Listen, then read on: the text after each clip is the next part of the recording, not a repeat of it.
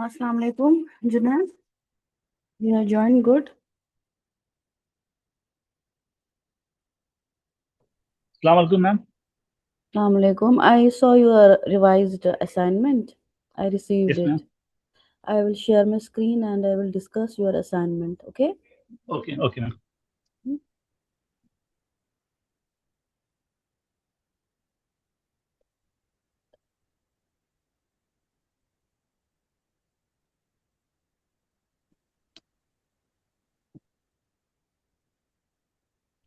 Is this visible?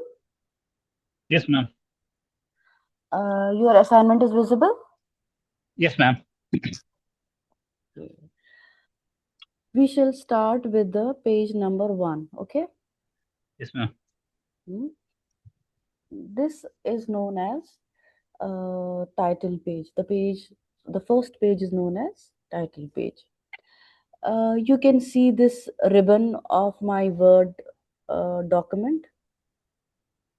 Yes, ma'am. On Like top these here. are these are tabs, file, insert, review, and then we have these groups. The first one is paste group. The another is font group. Then paragraph group. Then style group. Hmm? Right, And ma'am. then we have these all editing. Okay, so we go first on the style group. Okay, this is visible to you. Yes, ma'am.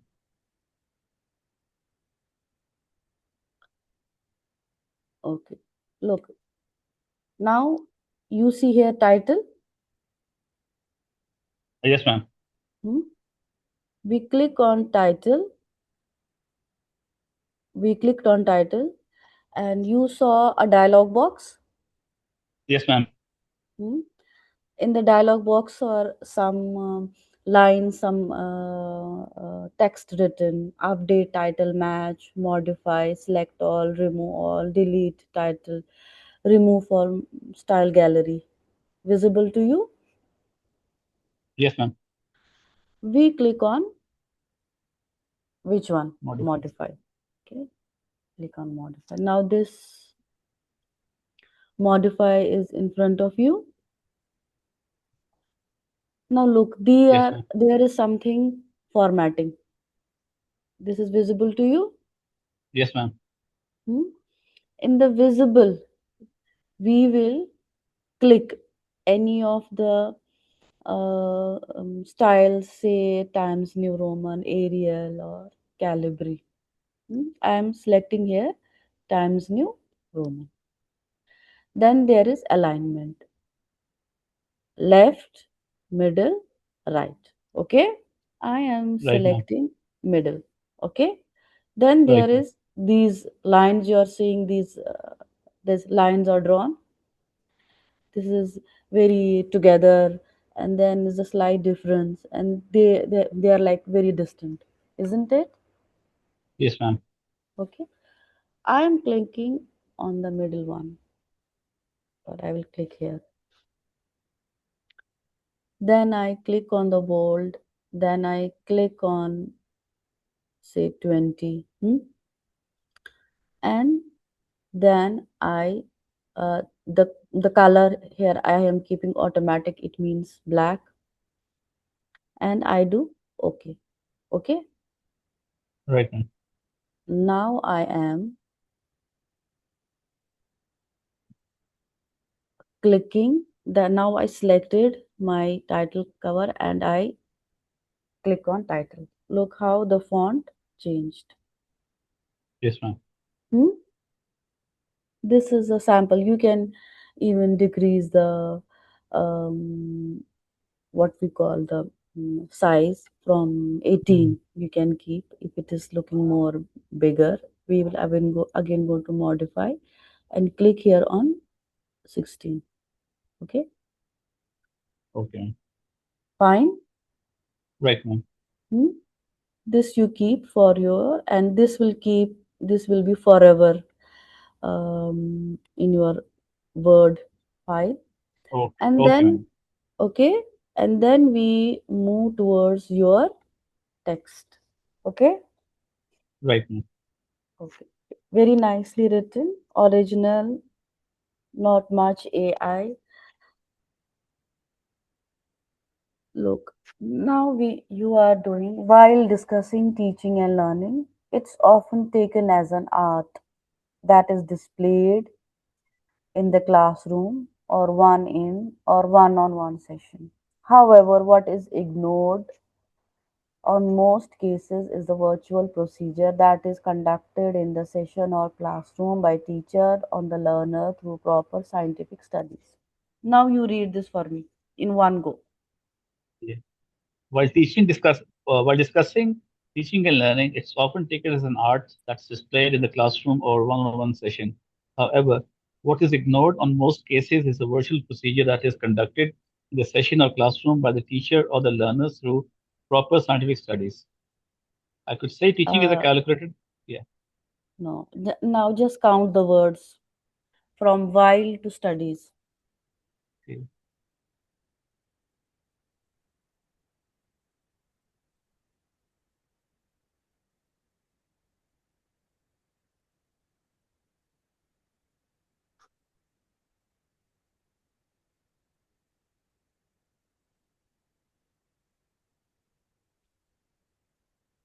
50, ma'am, around 50 years.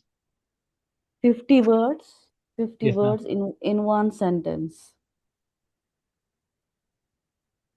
Is it Okay. yes? Yeah, Huh? okay, I understand. Okay. Hmm?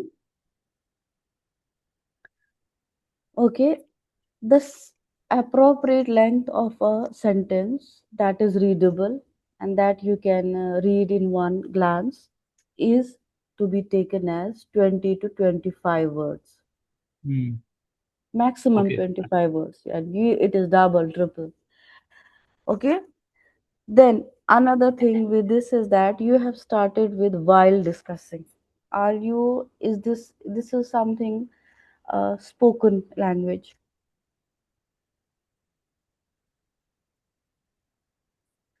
I understand the mistake, Means ma'am. huh? No, it's not mistake. You know, Ali, if I take the assignment and I check some preliminary, then you might think that while I am submitting the assignment, ma'am does not have time, or either she is not serious for our assignments. You will, when you will leave the course and then you discuss with your colleagues or friends, and how is like doing a PGC. It's okay. You just have to put an assignment. Anyways, they don't have that much time, and it's like, and then some friend tells you, I have done PGCE from US. We were taught Hmm. this. Then you will say, you will feel that our trainers either did not know, and either they did not bother to tell us. Hmm. It might make you feel a little bit bad, huh?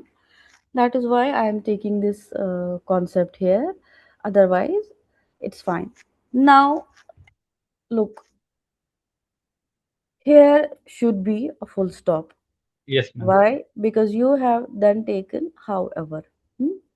However, yes, ma'am. What we do with the however, after however we put Comma. comma. After however, however is it's however, moreover, in addition to, nevertheless. These are known as transitions when we have to uh, write something critical. We are putting one point of view in the beginning, and the next sentence says something contrary to that, or they want to add something. Then we add these transitions. However, moreover, nevertheless, in addition to. Okay. Then we have an issue with here while discussing, but we did not do anything before this while. There is nothing in the above sentence. We don't know what did you discuss before. There is nothing. This is an empty space. So think, every word.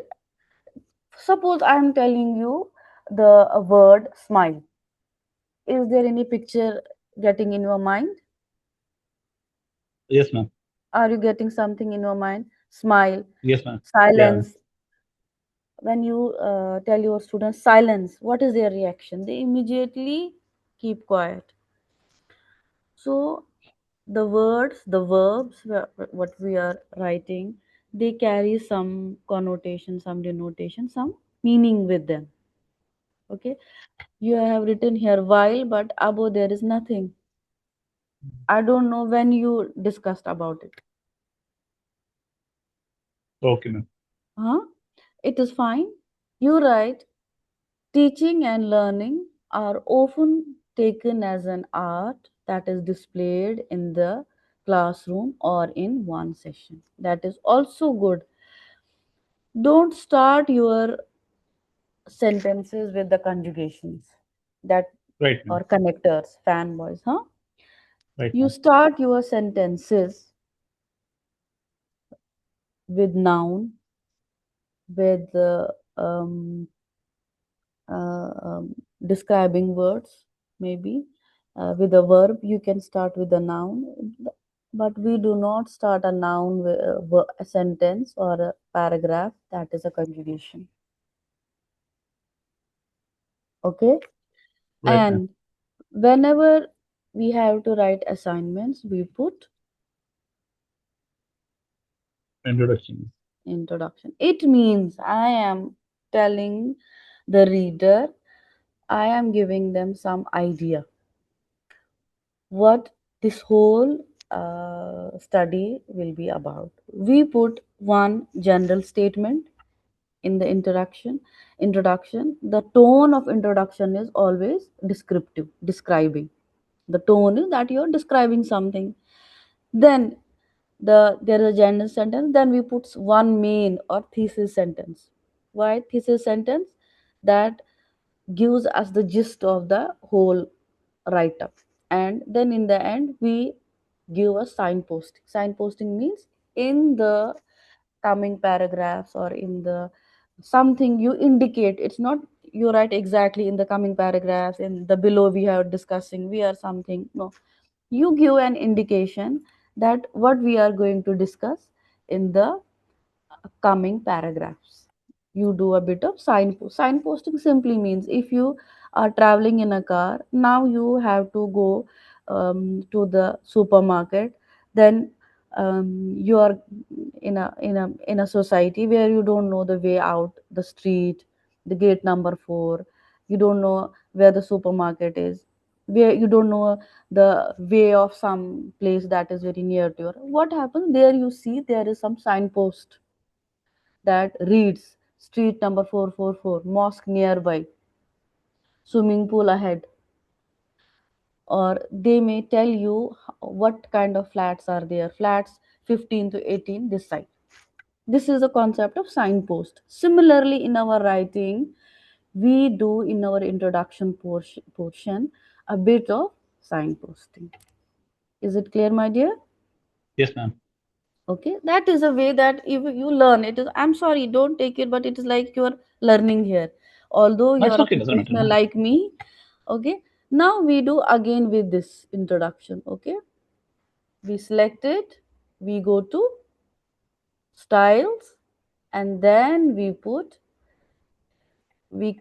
click on heading, and heading we do Modify. modify. Okay, and we change the color to automatic. It is aptos robotic. Instead we do times new roman. Okay, you may take any uh, heading you may in any font you may like. Okay, heading, and then we select a font 14. Then we do bold, and then we do this is 1 or 1.5 line spacing. Looks line spacing is 1.5 lining before and after. And then we say okay. And then when we select on introduction we okay, this is 14. Right, ma'am. Now wherever there is a heading, Mm. we select that heading portion and we select on heading 1. Oh, okay. So now because you want to keep all the headings uniform font, it will help you here. Are you Right, ma'am. getting my point? Yes, ma'am. This is how it will help you to structure your writing. And then Right, ma'am. we select this whole portion. Now we will not go to heading. We will go, there is a normal text. This is normal. We right click on it, modify, and from Aptos we go to Times New Roman. Here we put 1 point this, and okay, here I don't have justified. Okay, and we do okay, fine. Right, ma'am. Now here in the this style section, in some word you will even have the justified format. Here we don't have justified. You see here alignment, it is aligned left, middle, left, right, left, and then this is justified. You will click on justified. Yes, Now right, ma'am. with all writing, okay, now look how much space.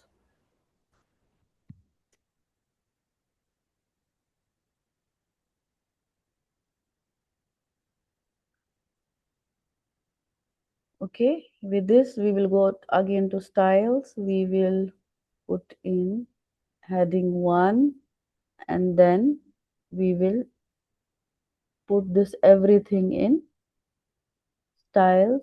Mm, yeah, normal and We go to normal,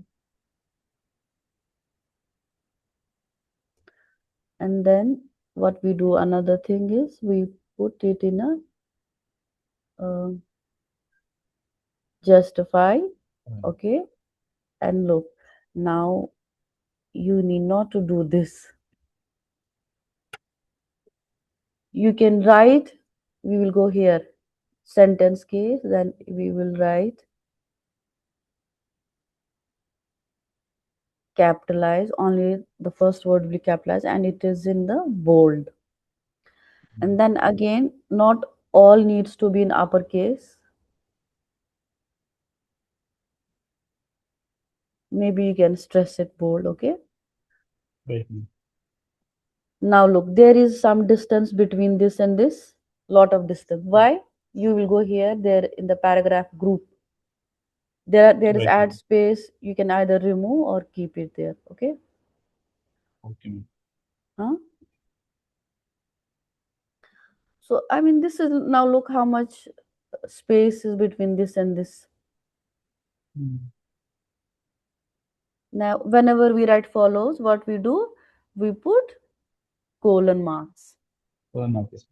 Yeah. Hmm? The first should be in capital letter, Capitals. and then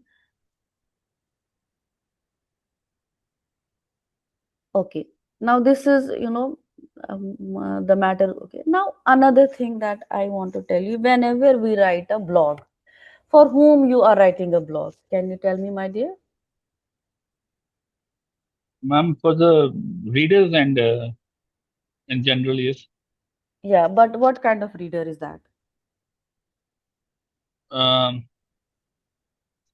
Probably targeted readers or the person who has interest in a Hmm. certain topic Now we tell, try to now yeah. there, yes, yes, exactly, there are some readers who are doing research. Where will they go? And like they love reading. Where will those kind of readers go? They will maybe read some research, some book. The blog is for the reader who needs information in a quick, but they don't want to go to, they want the some information that very specific manner, and that should be very concise. They don't want to dig into the books, go to the library, or read research paper. This particular thing, blog, is for the reader who are not that much into reading, very research type, but they just want information, and they that may progress into higher level of reading. So Okay.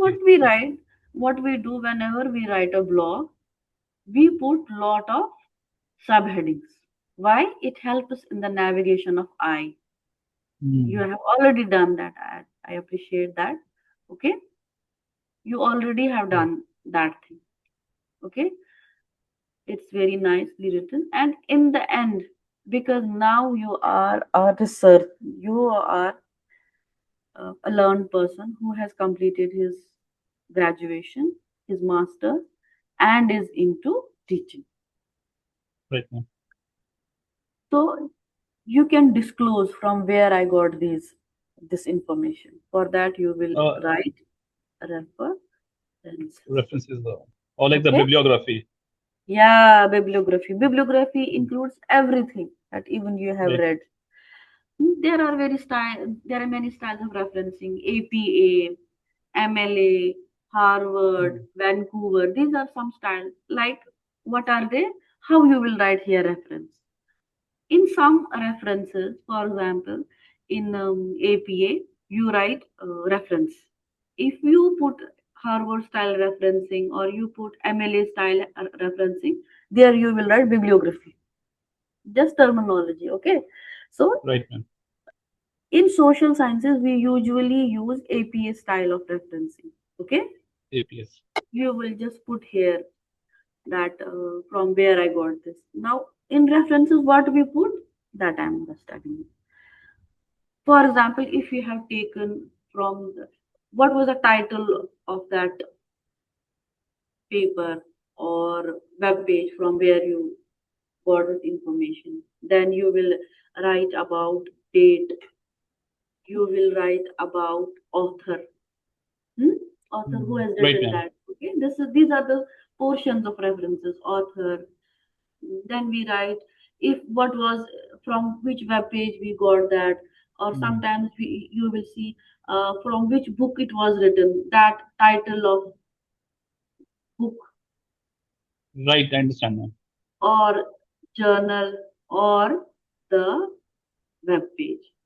The page, Huh? yes, ma'am. Okay, from if it is a Right. website. Okay, then if it is a web page, then you will write something about if it is from journal, then you write the volume number, ISN number, all these things. If it's a web page, you will put at least a web address.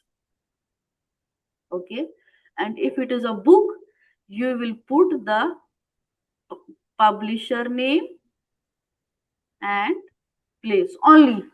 Publisher name and place only required if you have taken the article from the book.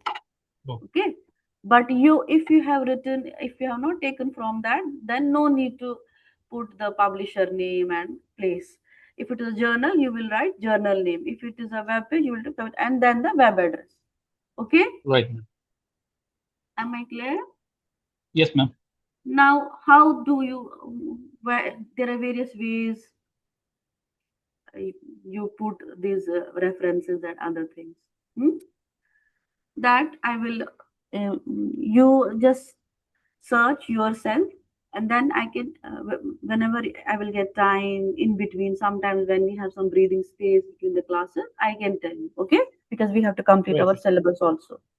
right, ma'am. Is it, did you get some clarity? Yes, ma'am. It's certainly brushed off my, Yeah. this, yeah.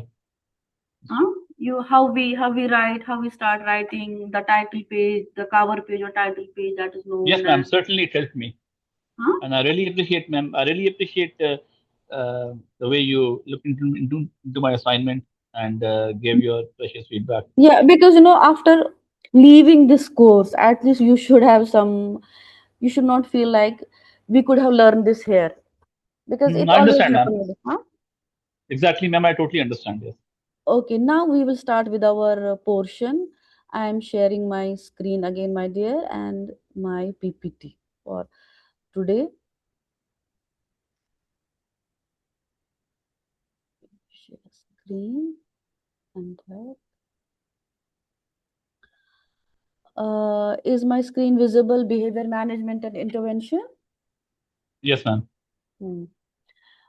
Actually, we had to start with another portion, but then I uh, went through the your syllabus. So, and in some portions, in some in courses, I have seen that they have also discussed about this within that special need education. This, how we manage the behavior of the students who are with special needs. So that's why I put this today. We will have just a quick overview what this behavior management and what intervention we put as a teacher. But remember one thing: we are not therapists. We don't have any medical qualification that we can. We are not. We are not shadow teachers even, Hmm. or the special teachers, co-teachers who are with them. But if we have some student who have mild behavioral issues, how we can understand that and what kind of prevention we can do. So Right, this ma'am. is all about. So now understand, what do we mean by behavior? It is an observable thing, a measurable thing, or a specific attitude that is known as behavior. We have studied about behaviorism, what behaviorism means, that it is something that we learn from our experience, that is being, stimulated in us, that has been curated, and that we have been um, put in our mind in a stepwise manner, like a puzzle. So this, what one of the points about behavior is that it is specific. Sometimes we exhibit a sad behavior, we exhibit happiness, we exhibit boredom. That is also an example of a behavior. So it is specific, it is measurable, and it is observable. For example, any kind of verb, any kind of work or action we are doing, that tells us what right now my behavior is telling me. For example, I am shouting. That is, you will ask, ma'am, what type of behavior is this? That you are pointing out that this specific behavior is either acceptable or not acceptable. For example, I will say she or he is running. That is a specific behavior that tells about their action. Then it is measurable, that we can measure the intensity of the behavior, how the behavior has been done. If I am talking to somebody, what is the tone of my voice, what kind of actions I am putting, is it full of loaded with sarcasm, or it is loaded with some criticism, or if some person is hitting or beating, what is the intensity of that behavior, and observable. We see what this behavior has put an impact or an influence on some other people. So behavior is, it is specific, it's measurable, it's observable. So every time we perform a behavior, it does not get an open vacuum, it sends a message. For example, I'm coughing right now, it might mean that my throat is getting dry, or I might be suffering from cough, okay, because I was not feeling well. So this is some sort of communication. Or a child is not um, uh, um, putting his or her attention towards the class. They are not attentive, they are not listening to the teacher. It also sends a message: either they are too rebellious, or they are not interested, or some other thing. Then it may also reflect the internal state of the person who is exhibiting this behavior, their emotion, their intentions, their motivation.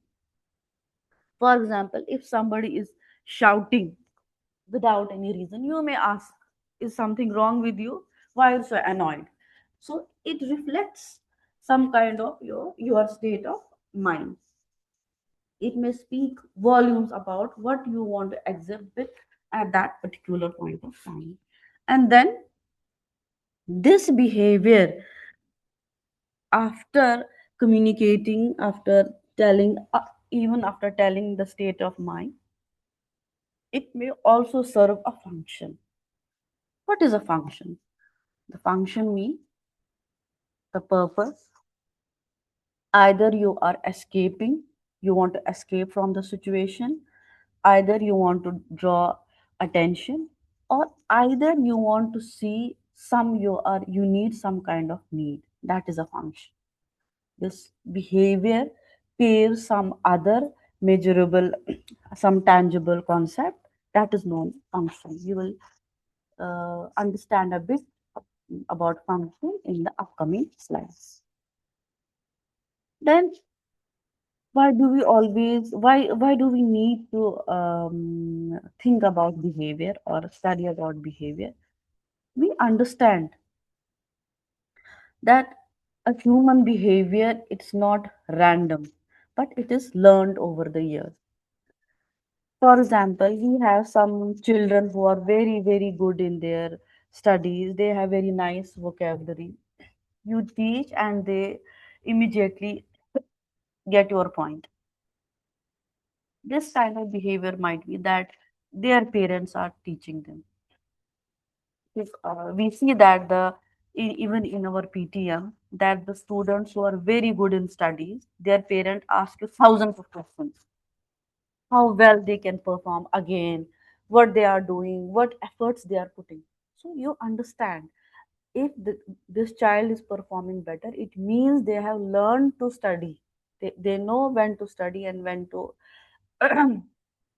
do other activities. It's not a random thing. And anyways, this behavior always occurs for a reason. So it has a function. So there is always a trigger point that pushes a behavior. It may happen sometimes in your classroom that you are teaching and you are teaching a mathematical portion or you are teaching a history, and after 30 minutes the students start saying, I want to go for washroom, some other goes for water, and this kind of behavior keeps on escalating. So it may indicate that something is wrong, that they are not able to understand, or they just want that this class should end quickly. Or it may sometimes happen that they are creating a noise about something else. It usually happens when we have a class after lunch. They are still in that mode that the lunch was has happened just before. And this continues because it is effective. If, for example, a child is throwing a tantrum and after every tantrum they get what they want, they will continue it. And when they feel that this behavior is no longer effective, that we are not getting what we want, they may stop it. They will not again ask for it. They know the tantrum is not getting me anything. So, anyway, I should cease doing it. They can seek some other alternative ways. Now, what is the mind shift that if we see a child is not listening or not sitting at one place, we usually say, very naughty child. This was what we used to say before.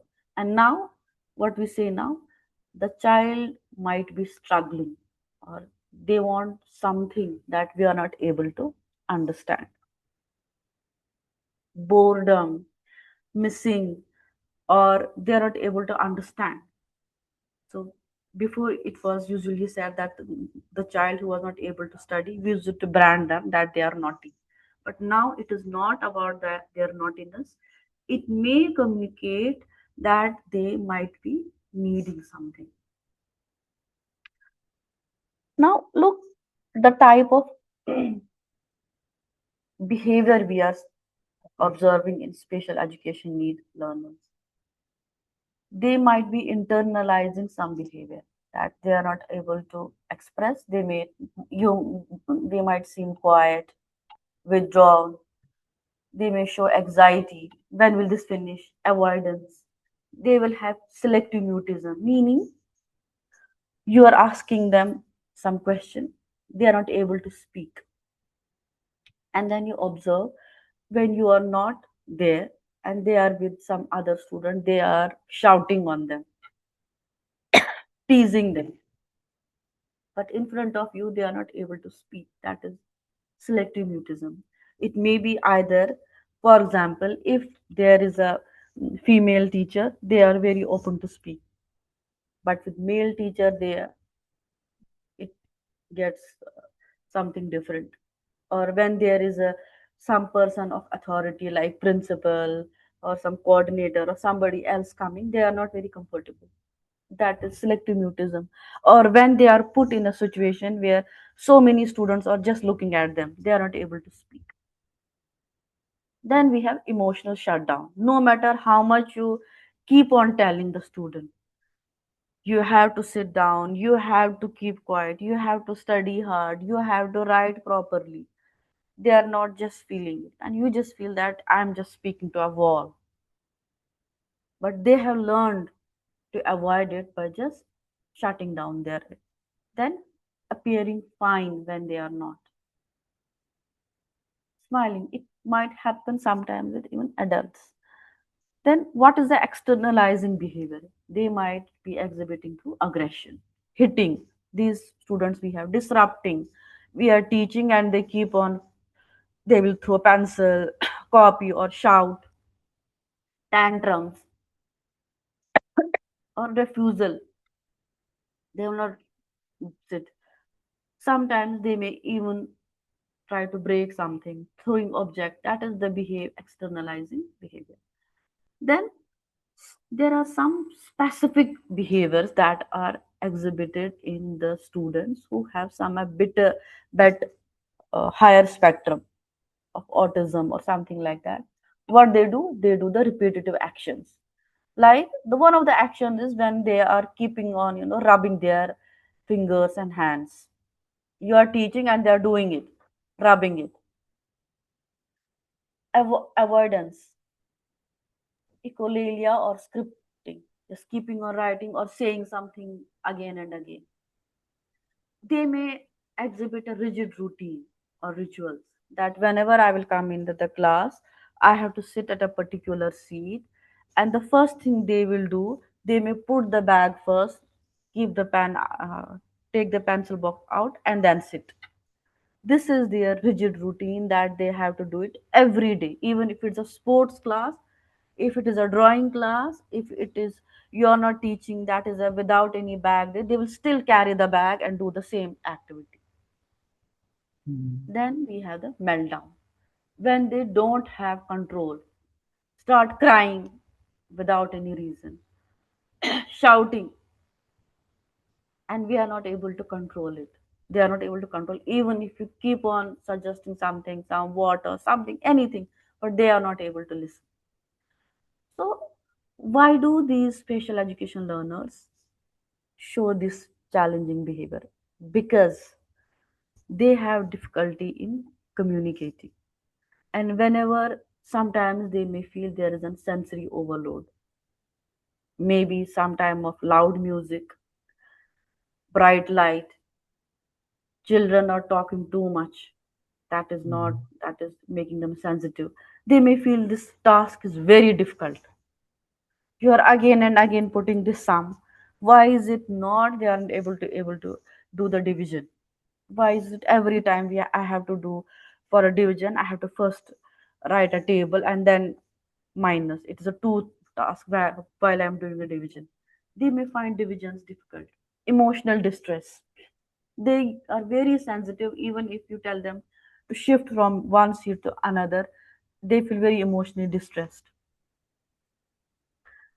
Then, in a classroom setting, it might be a loud noise, sudden change in routine. They always had first English class, then they had drawing class, and then they had mathematics, and then other class. But today it happened the before it was mathematics, then it was a music class, then it was a play, and then in the last they had English class. Or even the seating arrangement might be sometimes long instructions when we keep on talking to them, and Yes. even Excuse me, the ma'am. task. Yeah. And even with the teachers, like even when a teacher is changed in a school for a certain subject, even this causes a lot of distress among the children. Suppose if a teacher was teaching English to a certain class, and for some reason if he's changed, it does have an effect on the children. Like the children do feel this thing also. Why did the teacher got changed? It causes a stress also. Even in adults, we were just doing one course, and in between, the instructor changed. Some people literally left the course. They did not Mm, come, did not write exam because mm, we, we just got comfortable and used to that person. It happens mm, even with the adults. So these behavioral changes may impact them. So there is something. So we should understand that there is a trigger before that is happening before they exhibit any kind of behavior. Something triggers them. Even it might be a repeated instruction. It might be telling them to put the bag here and there. This must be something related to that. That the trigger happen and they get the meltdown. So now we understand what is a tantrum and what is a meltdown. So we can provide a right response. What is a tantrum? That a child usually throws when they want something. No, no, please, please, ma'am, please, please, you stop, stop, stop. They just do it. And why they're choosing it? Okay, this teacher will then stop teaching us. No, ma'am, no test, no test, no test today. So this tantrum, they have a control over it.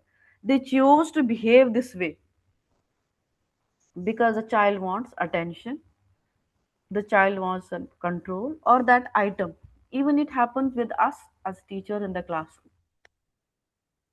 And this tantrum stops this repeated action when they throw it, when their goal is achieved. Okay, you will get that. Okay, no test tomorrow. Everybody is happy. What happens?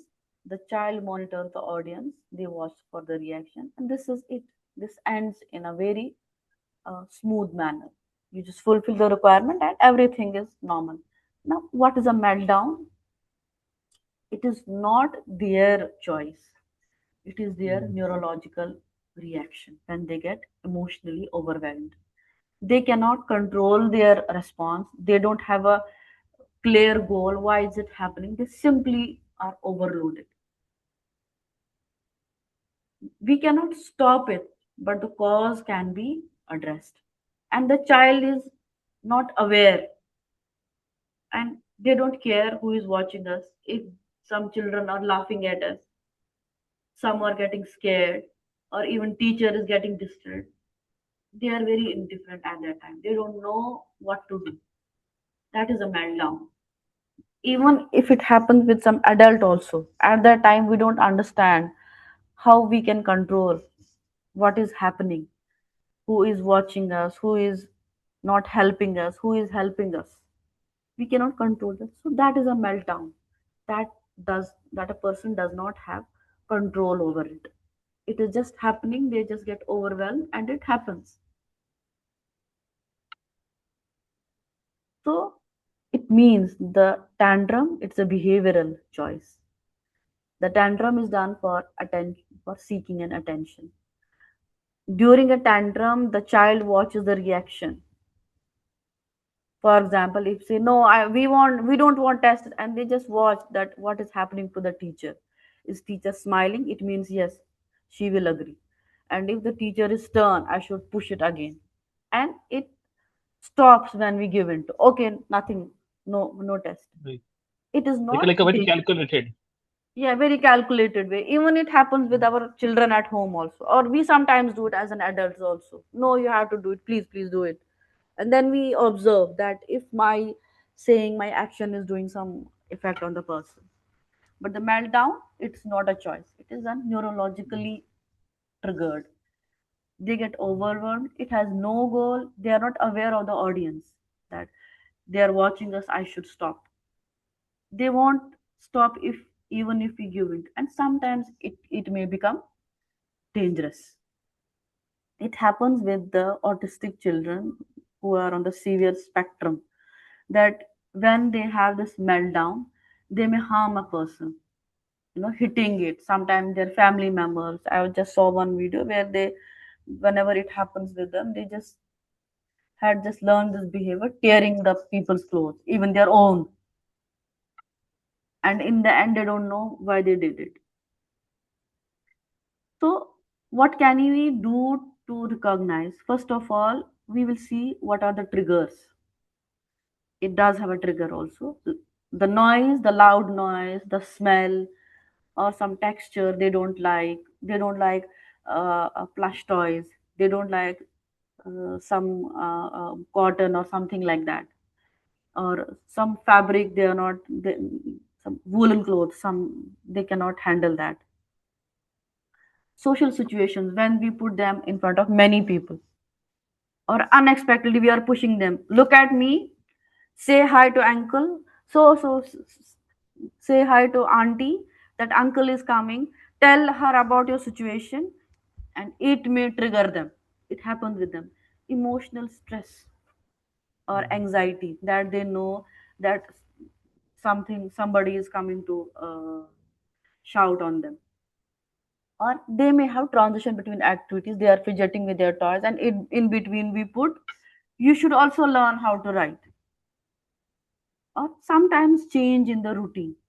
For example, their routine is after coming to school they have to put their bag, but when they come into the school there is no desk, and even their classrooms have been changed. So this may trigger their meltdown. How we can prevent it? We identify and avoid these triggers and communicate the change clearly in advance. Slowly, it will happen like that. We may go into the very good classroom next. Tomorrow we need not to bring our bags because tomorrow we are having only sports. No need to bring bags. And sometimes we have to establish some predictable routine for them. Okay, they cannot come school without a bag. We can put a table there. But although all are not possible, I know, in a real life situation. In a school, you cannot put everything in a classroom. For example, the sensory support corner or tools, toys, we cannot always provide them. Sometimes it has a parent that has to get in their bag, or teach them coping mechanism. It is a bit higher level. This can be done by the counselor.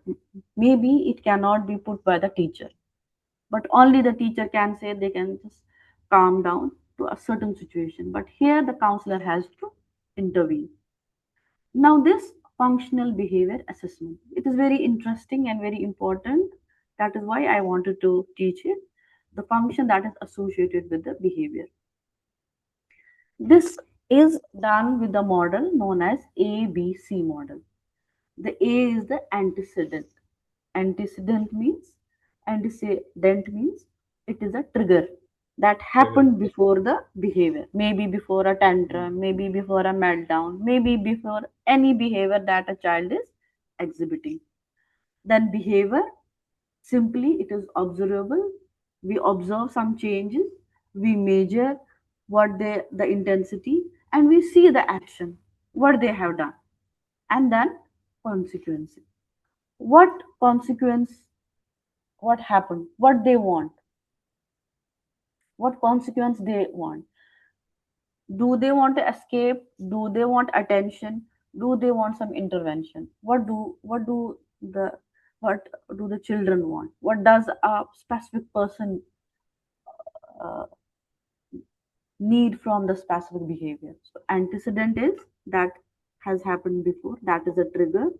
Behavior is what the child is doing, that can be observed, that can be measured, that is related to an action. And then we see the consequence. What happened after, what response we have put, and what do they want from us? That is the response. For example, a teacher gives a writing task, the child throws the pencil. Either the intervention may be, the child may need want that the teacher just throws me out of the classroom and I need not to do the task. That might be their consequence. Or either it might be a teacher doing an intervention, making them clear why this task is to be done, how they can make it better. So there are four functions of the behavior. We remember it through SEAT acronym. SEAT is S is for sensory function, that it means it provides stimulation to the pleasure zone, that we anytime, when they are excited or they are anxious, they have some anxiety, they just want to avoid it, then there is an escape that removes undesired activity or situation. When a task is too long or too hard, they may escape. Then another is attention. For example, they may need an attention from us. It provides access or awareness to the people who are, and they may need intervention. That is an attention they may need when the social attention is required by the student, or tangible.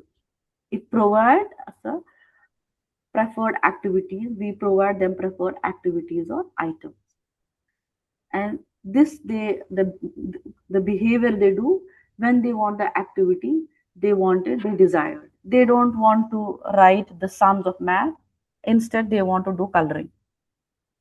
So these are some four functions of behavior. What is the trigger and why they do it.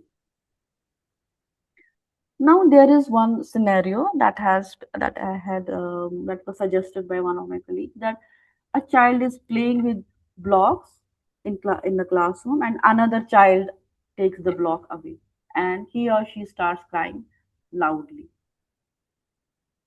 Now, in this example, can you tell me what is an antecedent, what is a behavior, and what is a consequence?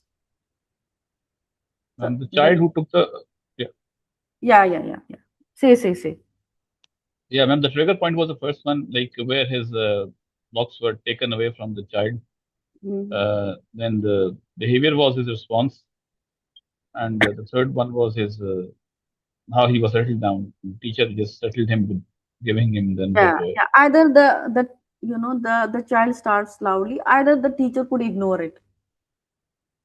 Hmm. Either it could escalate more into a meltdown. So what here the teacher did, he or she intervened and provided the child with another toy, so that the situation was de-escalated. So here the teacher did, she de-escalated the situation. Now another is, there is some game period, and the teacher suggested a circle time, that everybody gets up and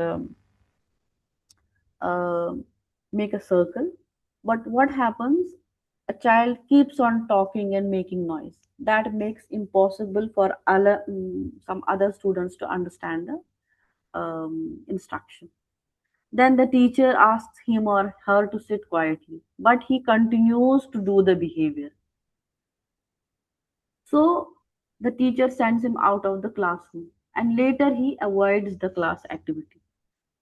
What is here antecedent, what is here behavior, and what is here consequences. In the first example, you see the teacher gave another toy.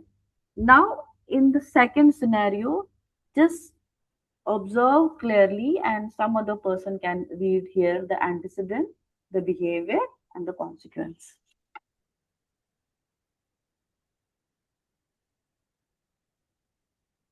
Some other student is here. Okay, Ali, you can read. Yeah. Scenario two. During Yeah. circle time, a child keeps talking and make noises. So here the The trigger was, teach yeah, the trigger was here that the teacher said keep quiet or keep quiet. sit Yes. quietly. This was the trigger. And what was the behavior in response to the trigger? Like it was, it continues the behavior, like ignore.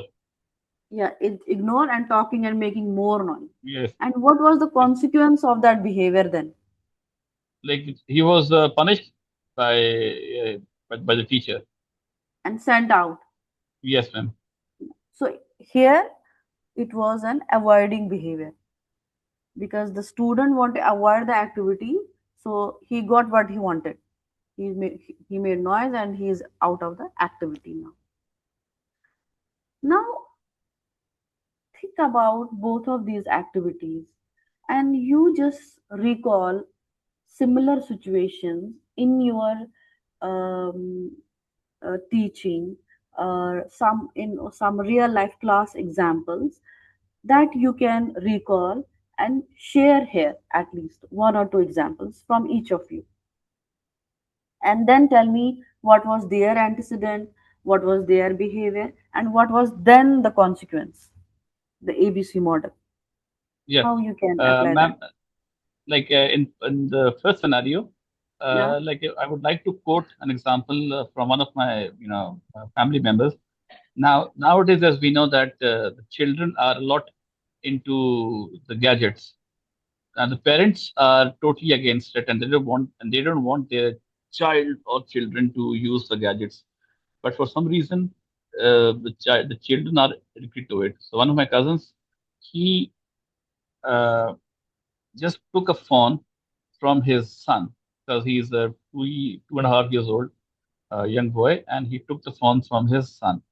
Now the child started, you know, crying and crying as if, you know, it's the end of the world.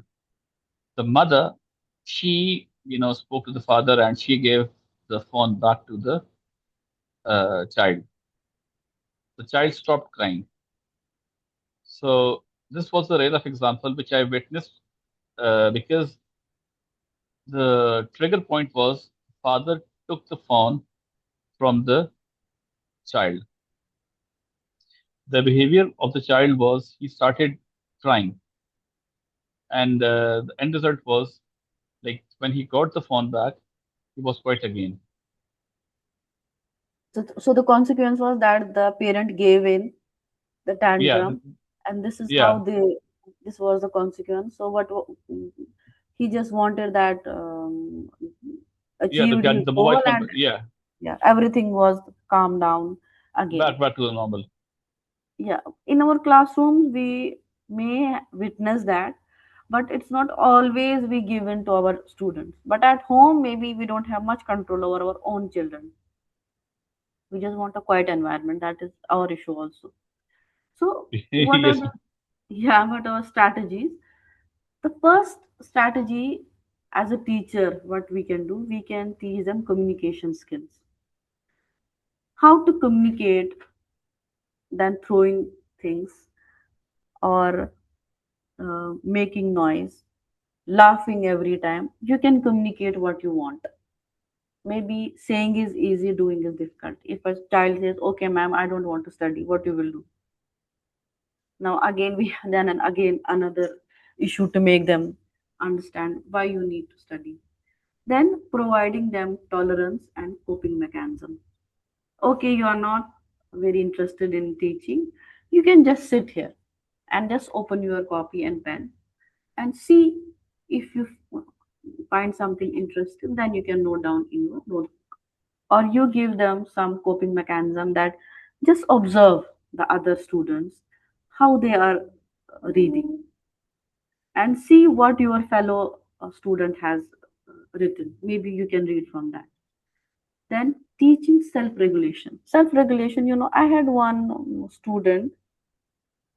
She had an issue whenever I used to teach her and ask question and then say, okay, do now yourself. She had one very great strategy. She kept on, I told her to just read it 3 times so that you are able to read it properly. And then if I went here and there, she just kept on saying to herself. And in between, she used to look at her nails, fingers, and make her mouth frothy. A lot of saliva. It was a repeated behavior. Mhm. You know, she couldn't regulate herself when she was alone. So it was like in telling her again, again. Now you are grown up. You are in class 5. Now you cannot do that. People will observe. This is not very tidy behavior.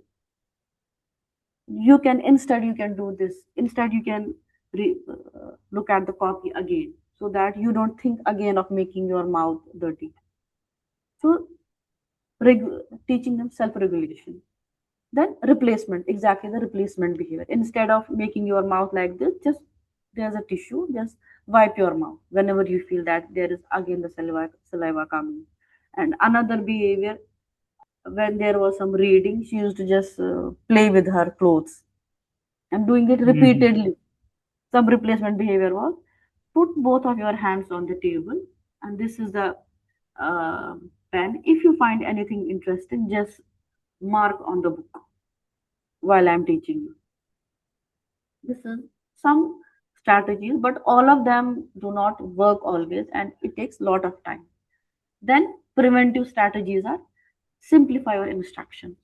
Don't exhibit your all language skill on students or all your teaching expertise on them.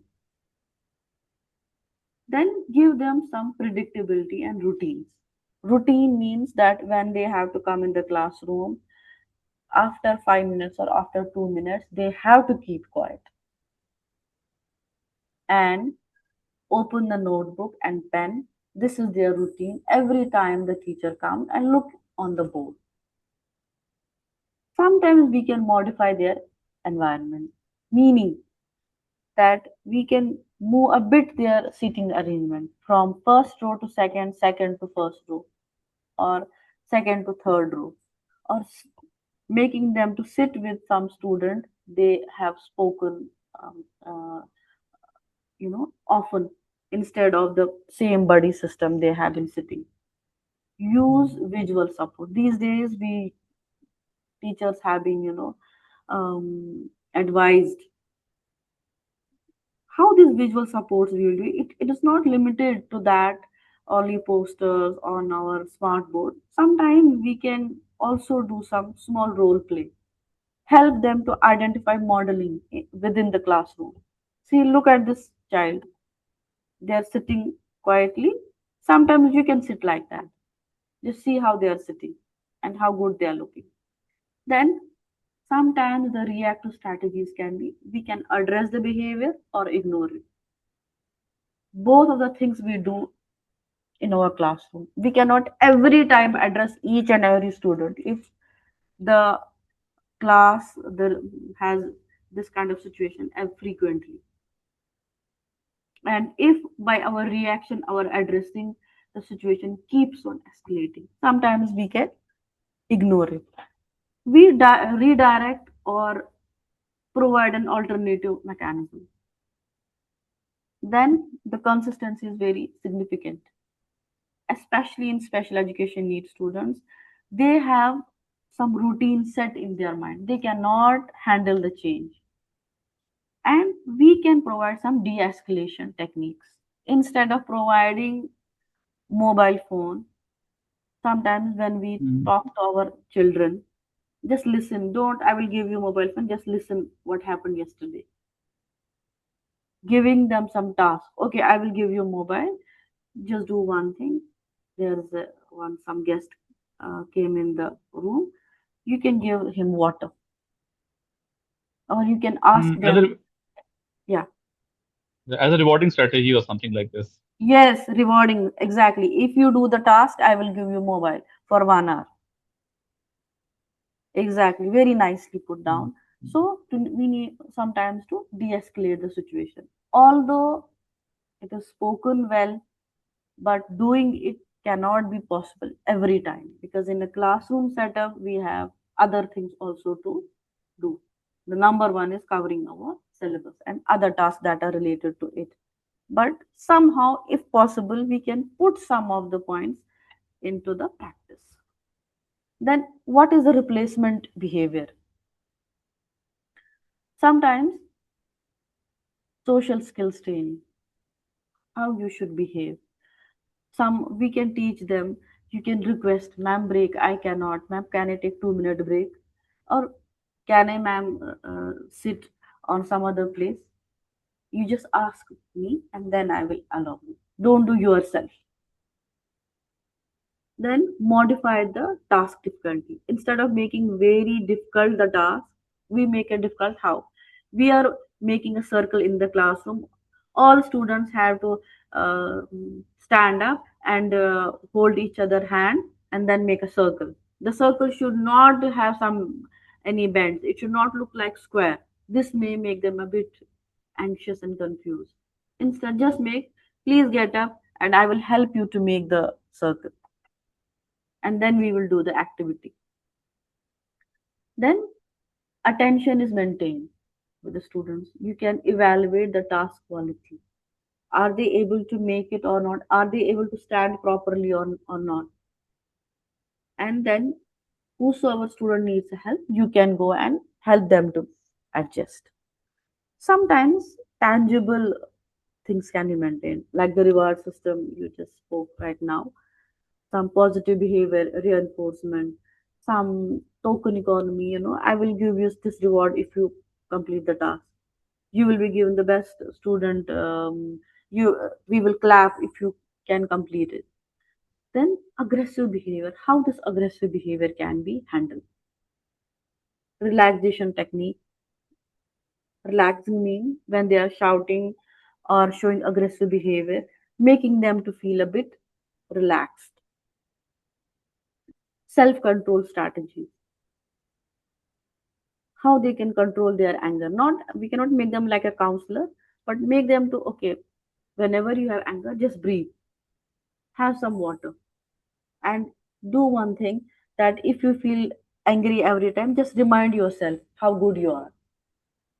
And if somebody is shouting on you, just remind yourself that I am not giving any attention to his or her shouting.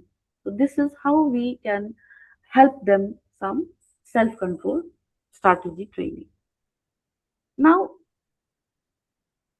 within these strategies, they are being provided with the positive behavioral support. That the support system that is not based on punishment, but that is based on support. In a sense that if you exhibit this behavior every time, they will not be thrown out of the classroom or made to stand up on their desk. Instead, they just ask and understand why this behavior is happening. This positive behavior support system, it focuses on prevention rather than reaction, addressing that as after the action has already happened, then addressing to before we prevent this. Teaching appropriate behavior, meaning whenever you come to the classroom, you have to exhibit a particular behavior, that you cannot shout on other students, you cannot hit students, you cannot make saliva and everything in front of everybody. You have to exhibit a proper behavior. Then reinforcing positive action. Very good. You came in the classroom and you are greeting everybody. It's a very good thing. And always you sit on your seat. That is also a very good thing. That we can reinforce them their positive action. Then understanding the function of behavior, meaning that what consequence they want and what was the trigger. Then we can collaborate with their co-teachers, other teachers, family, and within the learner. It also focuses on dignity, that we are not hurting their dignity, we are not making fun of them on everybody and their quality of life. Some of the strategies that I discussed already, praising their specific behavior, that they are doing it, reward system, star, token board, something like that, and teaching some replacement when they feel angry, what they can do, what they can put in their hand. Then breaking every time, it is always mentioned that you break the task in a small achievable steps. You know, there's a very interesting behavior that you will see in your students. Whenever you tell them to memorize some question answer in the classroom, you will observe they read whole question in one go, whole question answer, three times, four times, but they are not able to memorize. Instead, we can teach them. You read question number one and then break the question number one in three sections. First, read the first line, then second line, then third line, and try to revise it two, three times.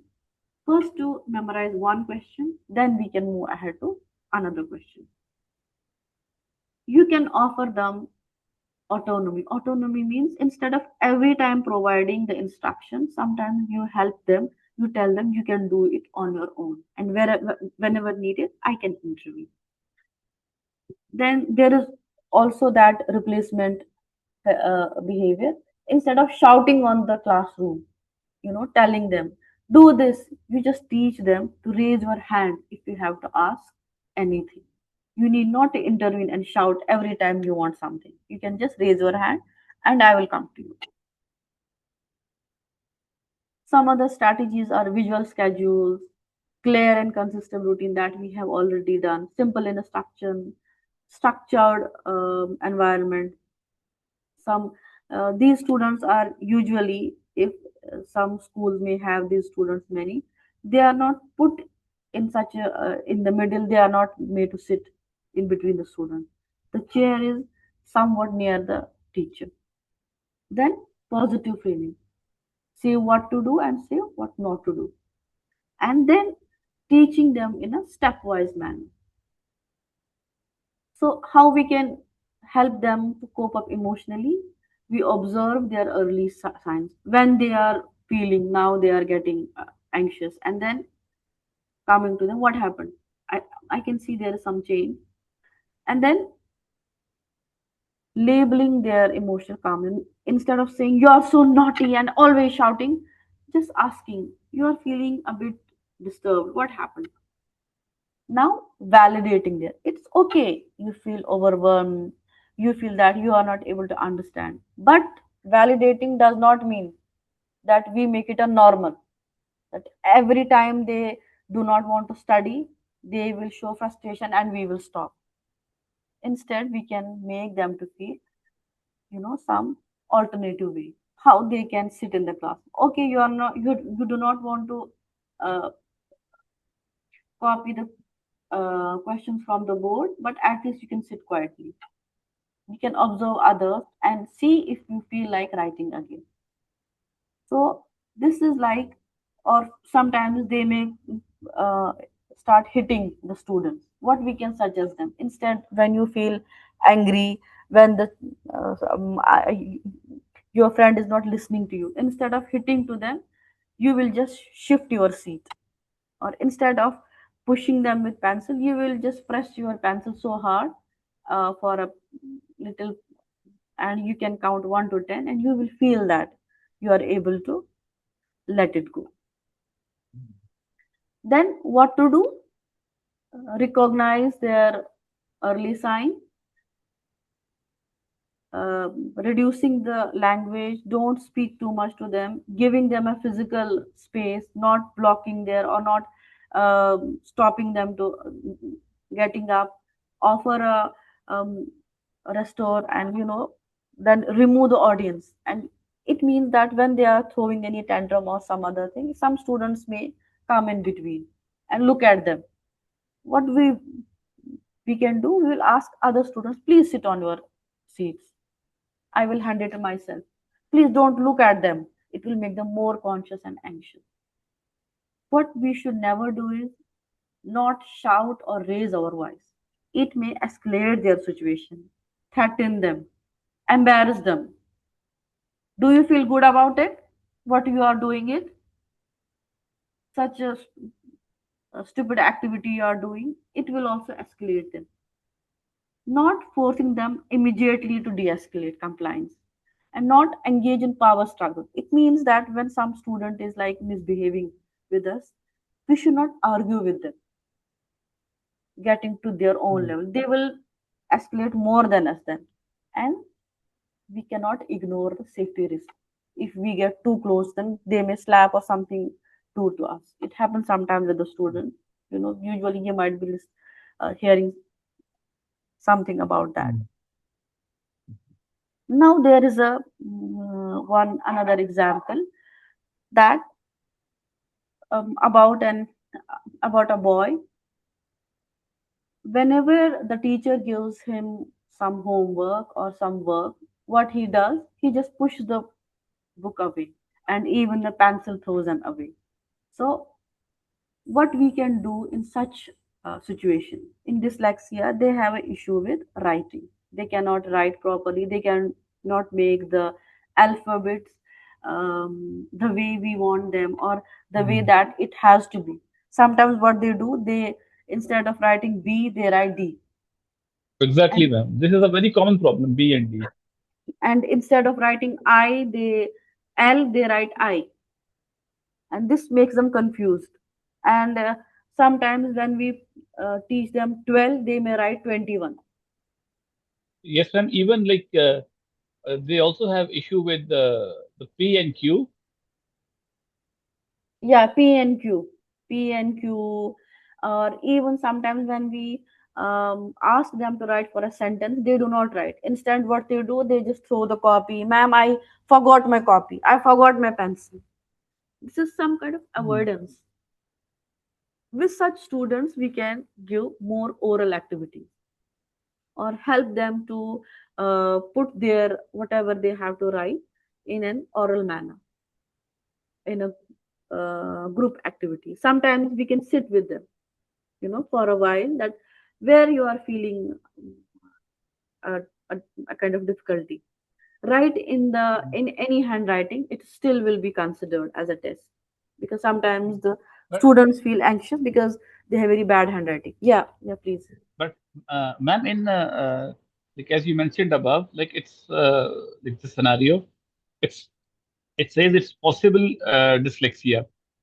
Like, could this same situation be like where the child does not like to write and there he is throws it there away? is a difference. There's a difference with Mm. the students who are Mm. what we call that, they don't have any issue, but they are just spoiled child. You are speaking Because, something ma'am, about that. ex- Yeah. exactly, ma'am, because exactly the same situation you have mentioned, exactly the same situation I experience every day with one of my student, because usually I teach the primary and elementary level. This a parent who lives in our compound, she asked me that if I could teach her son. Now the boy is in level two, and that's really not my level because he's too small for my level. Now Hmm. he has this problem where he throws the notebook away, and because as a teacher who's teaching primary and elementary level, we are not used to this sort of behavior. Now initially, what I felt was I got irritated with this behavior. I mean, I'm sorry, ma'am, I'm just taking a little bit of No, time it's because I not. just We need to we address. are all human beings. Actually, we are human beings, and these things are very normal with us. Actually, Exactly. yeah. So what I did was it took me about a month to understand his nature. He Because he's a non he's not a he's an Arab child, Arab, from Egypt. Yeah, yeah, yeah. We Now, cannot handle them. Yes, yes, exactly. With me too. Yes, I can understand. so Yeah, they he are was very different. Yeah. very different, ma'am. Mm. So And even I the parents, even the parents, don't cooperate. Because I had one such student exactly, and when I spoke about that, their child is not doing, and they said that is why we are sending our child to your place. Yes, exactly, it ma'am. is very difficult to make them understand. Yes. So what I did was because I spoke to the parents and I told them, ma'am, till how far is my limit?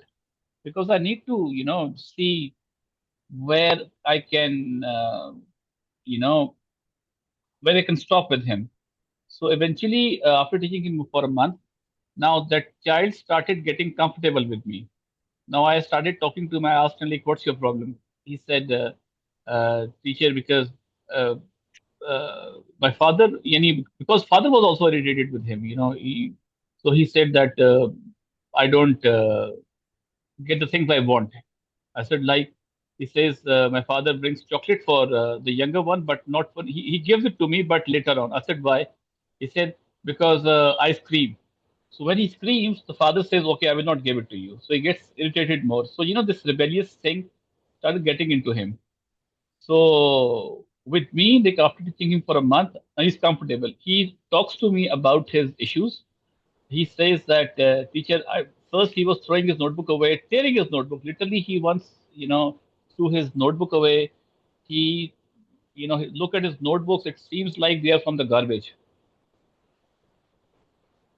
And Yeah, eventually, he started yeah. talking to me about this, saying that teacher, I have this issue. I said, what issue? He said, teacher, I cannot speak English properly. So if I write my mistakes, they will be written. Yani he knew this thing that his weakness would be exposed. So he said, I That's why I don't want to get into this thing. I don't want writing. Talk to me orally.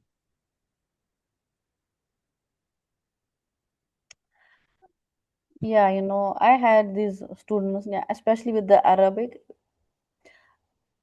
Sometimes I feel it might be my opinion. In India, the education system is so, you know, wide and even into the remotest parts. And it is like, everybody has to read, everybody has to study. So this is Exactly, our ma'am. motivation, maybe.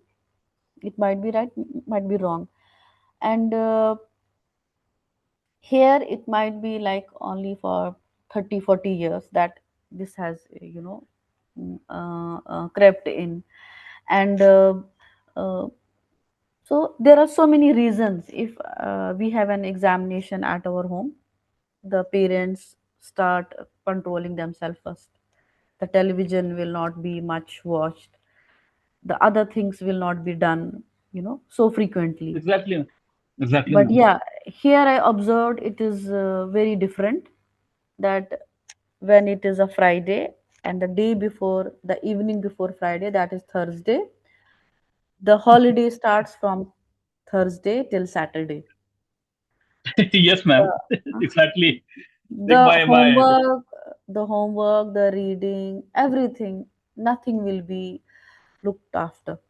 Nothing, they will not bother to see the student, and you cannot even discuss with the parent because they also feel like bad. Why are you doing it? It's and then they say, I just ask, then why cannot you? If you see that your child is weak, then they say, ma'am, because we also want some air to breathe. I said, aren't you able to breathe at home? And where do you go?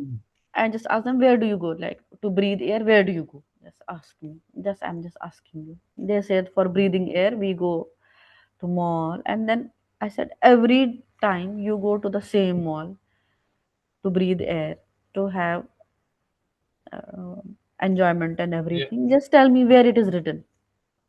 Is it Mm. somewhere written that it is scientifically proven, or it is a fact Mm. that for 3 days you need not to work anything, and then only you can have the happiness of life. Exactly, ma'am. Because even in where I come from, Pakistan, it's the same situation. Like in the exams, it's totally different. Like it's the TVs, you don't turn on the TV, and even the parents, they are into that mode. It's more of an exam for the parents rather than a child. Yeah, this is what our next topic is: assessment. So I start the topic with Assessment. assessment. Assessment, what do you understand by assessment, and what do you understand by feedback? Ma'am, with these two words, assessment and feedback, I think more likely they both are the same, but one is formal, one is informal. Like in assessment, there's a grading system, marks, and it's more in the schools. And while feedback is more like an informal, while it can be done in both school and the home. Okay. It's for measuring the performance, basically, ma'am, or the PDS. So when in assessment can't we measure performance? In assessment, maybe in assessment, we can measure performance and the grading, basically the grading is there, like the corners are more finely touched, you can say. Okay, we start with what exactly the concept of assessment is. Whole education system, training system, even the class, everything. It is incomplete without this word assessment, without this activity assessment. It is a powerful tool for the educators, for the trainers to assess how much the participants have learned from the training session, how much they have observed, how much their learning has happened in the subject or in the classroom. It not only observes what the students know about their subject, about the concept, but also the level of understanding, how much they have understood and how much they can put their own ideas into the learning process.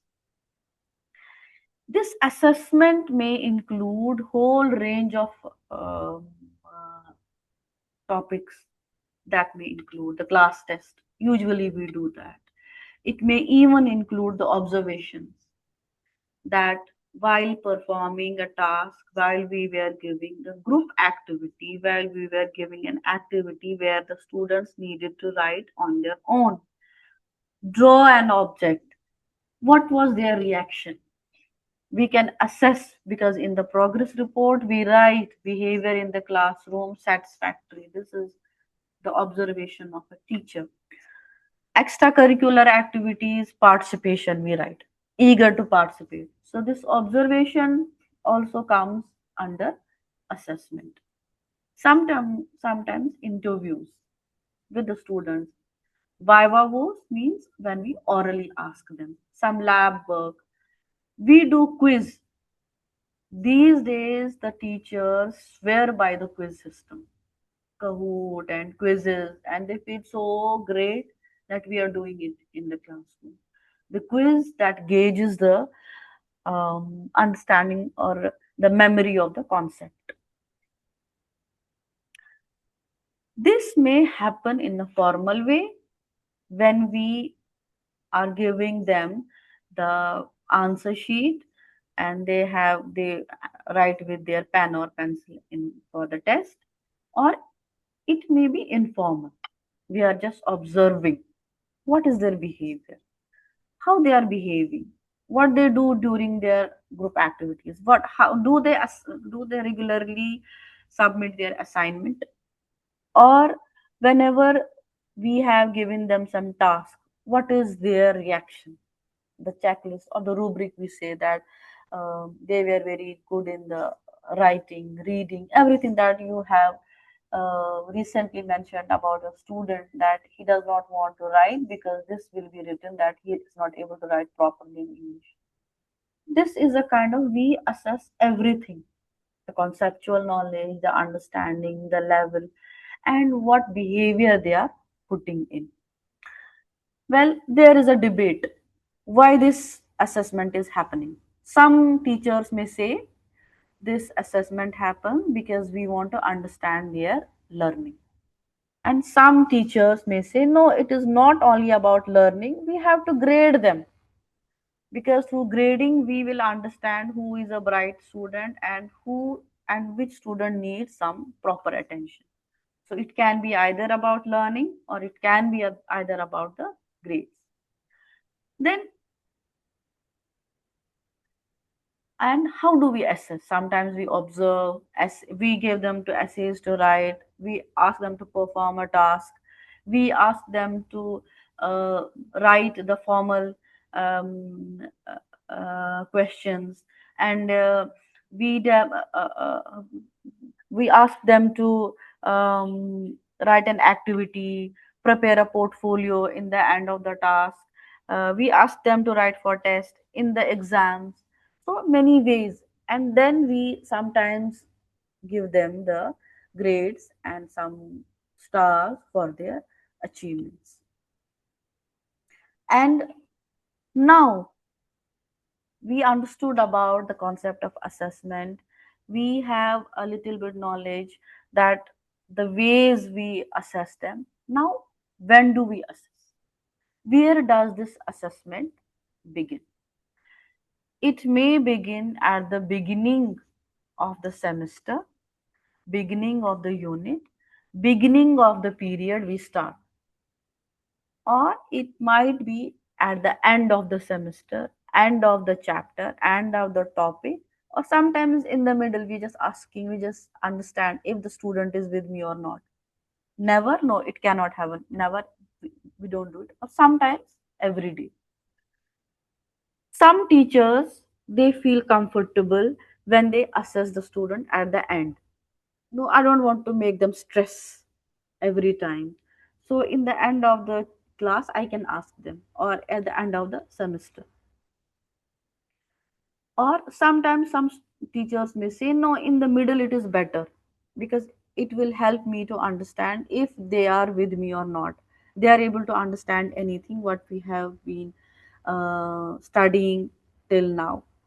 But whatever may be the timing, whatever may be the way of assessment, the research has proven that instructions and learning of the assessment is both beneficial for the teacher as well as for the student. So, what are some general principles of assessment? First of all, we should have a clear goal. What I want to ask. Then, my techniques should match my learning outcomes. Then, at the end, we should be able to provide meaningful insights and progress of the student. The assessment can happen in multiple ways, formative or summative, or we may combine both of them. Then we should ensure that the process of marking, grading, and moderation is consistent. It is not different for one class and different for another class. And every time I put the questions, they are able to understand. Then I should have fairness and respect to the ethics. Meaning, we should respect the diversity of my classroom. I will not keep the question paper as such that it the only a few student can answer, who can read at any place of time they can study. It should not be only limited to that. And I should also keep in mind, in my classroom I have some special needs learners. Even in the question papers they are doing it, that some questions are only meant for special need learners. There is a mark there, they can write this answer also. We have various types of assessments. The first is the diagnostic assessment, we have formative assessment, and summative assessment. And they have different functions also. The for diagnostic assessment helps us to know what the students already know about the concept. If I am teaching photosynthesis in the plants, I may ask my student, do you know what a plant is, how plants make food? And they may say, yes ma'am, we know the plants can make their own food. So this is a diagnostic assessment that I am asking before teaching the photosynthesis. That gives me an idea that the student has some idea about food, Like making food by plants. Yes, yes. Tell me. like to gauge their understanding beforehand. Exactly, exactly, exactly. You put a very precise manner. Then formative assessment that helps to us to keep track on their progress. We Hmm. know that this, yes, till this concept they already know. And then summative, we make sure that whatever we have taught them, they have fully understood that. So this diagnostic assessment is the the timing of this diagnostic assessment is before we start the topic, before the start of session. Why do we do this diagnostic assessment? To gauge the current knowledge of the subject or a concept by the student. Why? It helps us to understand the strength and the weakness of my students so that I can plan my lesson plan better.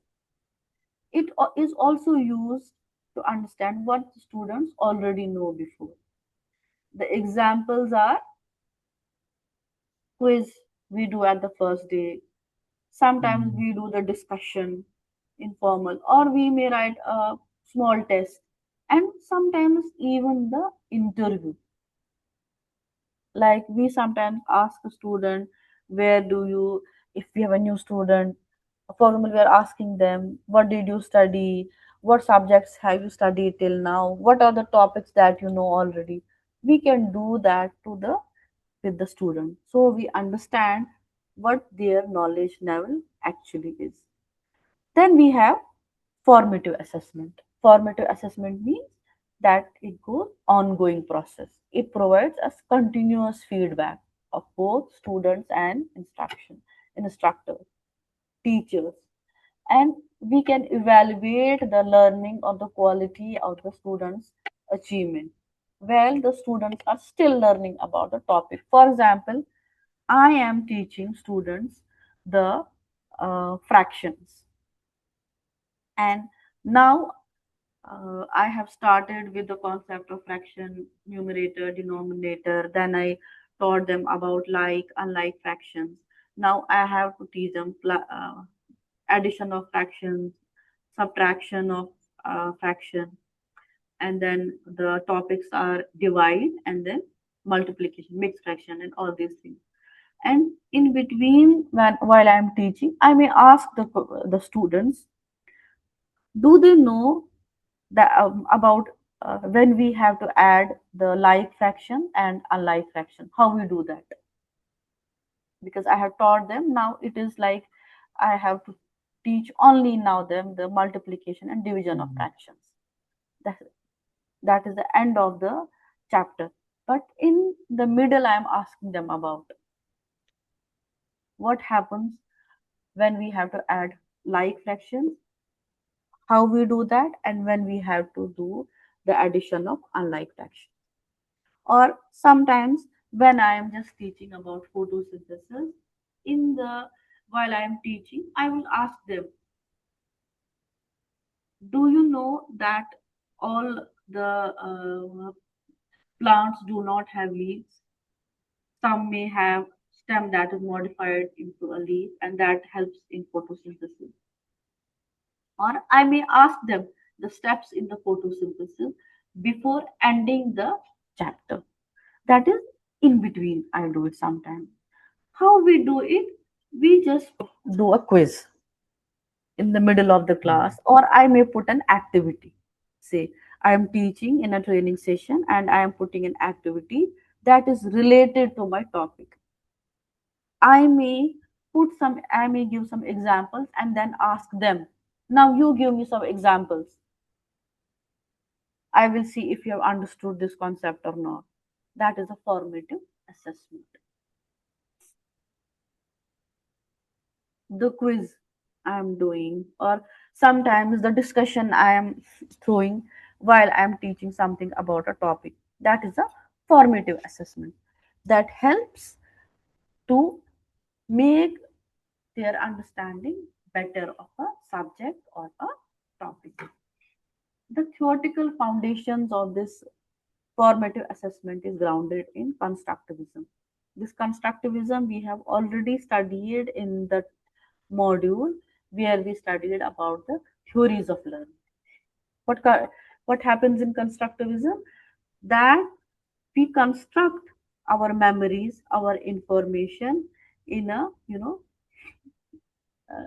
based on our previous experience. We keep on adding experiences and information in our mind. So this is same happening in the this is the concept of the formative assessment, that the students are able to engage with the content, they understand the content, they put the new information, and when we ask about the previous information and the understanding of the subject in between, they may able to retain it. It helps them to constructing more and more in-depth knowledge Mhm. about the subject. Perfect. Right. Okay, then self-regulated learning, it helps them to develop their metacognitive skills. Mhm. What more can be added to it? They can, and this helps them to monitor their own learning. They may Like adjust the style. brainstorming. Yeah, the brainstorming, exactly. Well, we put the brainstorming, the discussions in between.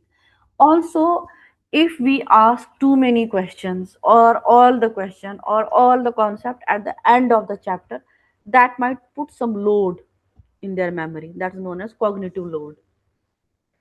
And this formative assessments helps in reducing the cognitive load. That that in the end they need not to um, assess about the whole chapter, whole subject, but in between we might do in the chunks. Sometimes we might do through quiz, sometimes we might do through brainstorming, sometimes we might do through small class test. These formative assessments will help the students to build up the memory about a subject, about a topic, so that in the end they need not to memorize everything at once. That is also that we known as cognitive load theory. It means when all concepts have to be put together at one point of time and we are not able to synthesize anything. And this cognitive load theory says that the things should be done in chunks. It should be memorized in chunks. And this formative assessment does the same thing. It segments our whole subject into small chunks, and on timely basis we may memorize the portions of it. Same we do in the classroom when we tell them some class test, or in between we ask them about some concept. Why we do that? So that they may recall the concept that I have already taught, already done. And this may also help them to memorize till the question answers of the subject till now. Then the core principles are to promote self assessment. They have the feedback from the learn. They learn collaboratively and it helps in the continuous learning. Its students understand what they're expected from the subject, from the topic, and how will they be measured. Then poster it helps in their building motivation and confidence about the topic. Then in the end they don't feel much, no, no, I don't have to memorize this much, I already know about the topic. They have opportunities to act on the feedback. The feedback is that the teacher gives them. Feedback means when you are writing a test, the teacher marks it that you have written out of two questions, out of three questions you have written two questions, very good. The third one is not written much proper, you have not put much sentences in it. That is the feedback from the teacher. That means feedback. After assessment, what feedback we provide to our students. And this formative assessment helps to close a feedback loop.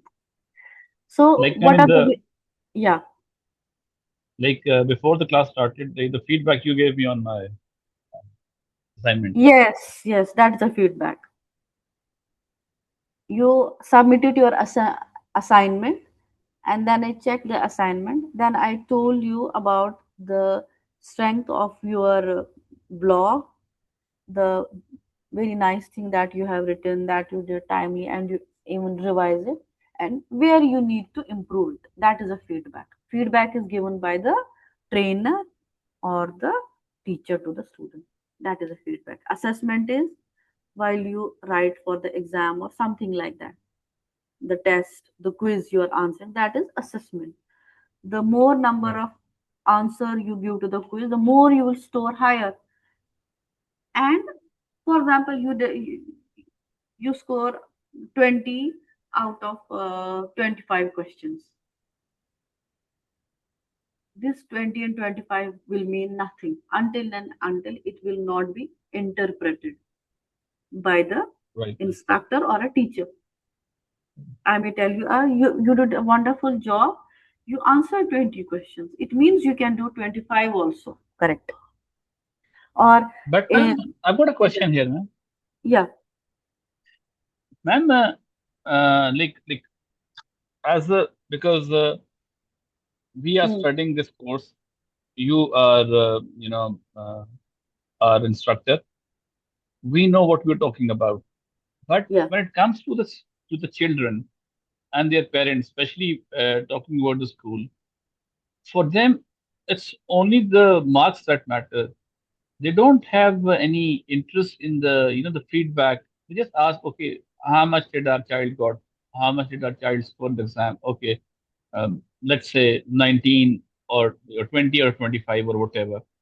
Now they won't be interested. They'll be only interested in the marks. They won't be interested in the Yeah. feedback. There is a reason for that. Why they Yes, are ma'am. interested about the marks? Because this progress report, the marks that we are giving them, it is given to them at the end of the session. Right, ma'am. Yeah, what can be done at the end of the session if some student gets 20 out of 50, and we are giving them she scored 20 marks and 50, what will happen after that? She will not be able to study the same grade again. That is, Yes, ma'am. yeah, that is a summative assessment that we do at the end of the session where the grading happens. The feedback there is that we give them a feedback, we grade them, and we put the marks. You know, before this final exams and 6 monthly exams, we also give them their answer sheets Mm. to see what they have written. Yeah, Yes, ma'am. it happens. And in the answer sheet, we write if they have written for a 5 mark question, only 2 lines. What do we write in their answer sheets? Like, please elaborate or whatever. Like, we can write. Yes, and exactly this is the feedback. Yeah, ma'am. I understand this thing. But, ma'am, do you think, like, as a teacher, does this assessment strategy we are talking about, is this any relevant? Okay, for us it's relevant, Hmm. but for the teachers, sorry, for the parents and the children, do you think that this assessment strategy is relevant for them or no? We are Because doing I it. mean, We are doing it. even We if are you, doing it. yeah, yeah, even if you write it on their notebooks, you know, someone hardly, if you write, anything on their diary for like for 10 students, for example, I think only a couple of them would respond. Yeah, this is known as feedback literacy. Mm. If the parent or a student has a feedback literacy or not, it means if they are able to understand the feedback or not, if they Mm. can comprehend. What does this feedback literacy? This is a concept. What does it mean? It means that if I am able to understand the feedback that has been provided by the teacher, what does it mean? And how to Ma'am, implement on it. mm. Yes. Right, Yeah, right, yeah. right, I understand. Yeah. That um, familiarity has to be with the parents. And how does it come? It may come that if the parent regularly visits the teacher, regularly visits the student's progress, then they will be able to understand the feedback given by the teacher. If a parent is never opening the diary of her daughter or son, what they will do with the feedback? Nothing. If they don't have time and they don't know the urgency or importance of that feedback that has been written, they cannot act on it. That is the issue with them. That's why they are so surprised at the end of the session. They are not able to understand that this feedback, for example, if you have written it means 15 out of 20 and they ask you the final marks, why is it so less? And then you will write that I have been putting this feedback regularly on their diary, regularly in the group, that your child is not coming to school every day, not writing his or her homework, not memorizing in the class test. Class test marks also is considered. So the feedback you have already given to them on regular basis, but they are not able to understand or they are not acting on it. They are still confused Mm. about it. I mean, they It don't know their importance actually. Yes, because it also shows their involvement with their own child. Yeah, even also, ma'am, like it can also, because ma'am, I really have. I'm not sure whether it's right or wrong or it's acceptable, but Regarding the feedback, the assessment, the I'm not sure whether it's relevant when we talk about in today's teaching methods because one of the reasons is, as you just mentioned, that in our part of the world where the exams are taken very seriously, and it's like a holy thing for us, religious thing that we have to follow it, and and we are also scared of this thing about getting passed or fail, because and here it's to fail someone is not an option. So the parents, they might have this saying, okay, fine, whatever the scenario is, he'll be promoted to a next class. Could this be the reason for it, man? There is it is a very a bit of critical, I will tell you. Even there are policies in of government Mm-hmm. that till class 5 you cannot fail the student, Mm-hmm. Yes, ma'am. isn't it? Yeah. Yes, ma'am. Why? Probably, ma'am, to just not to demotivate the child.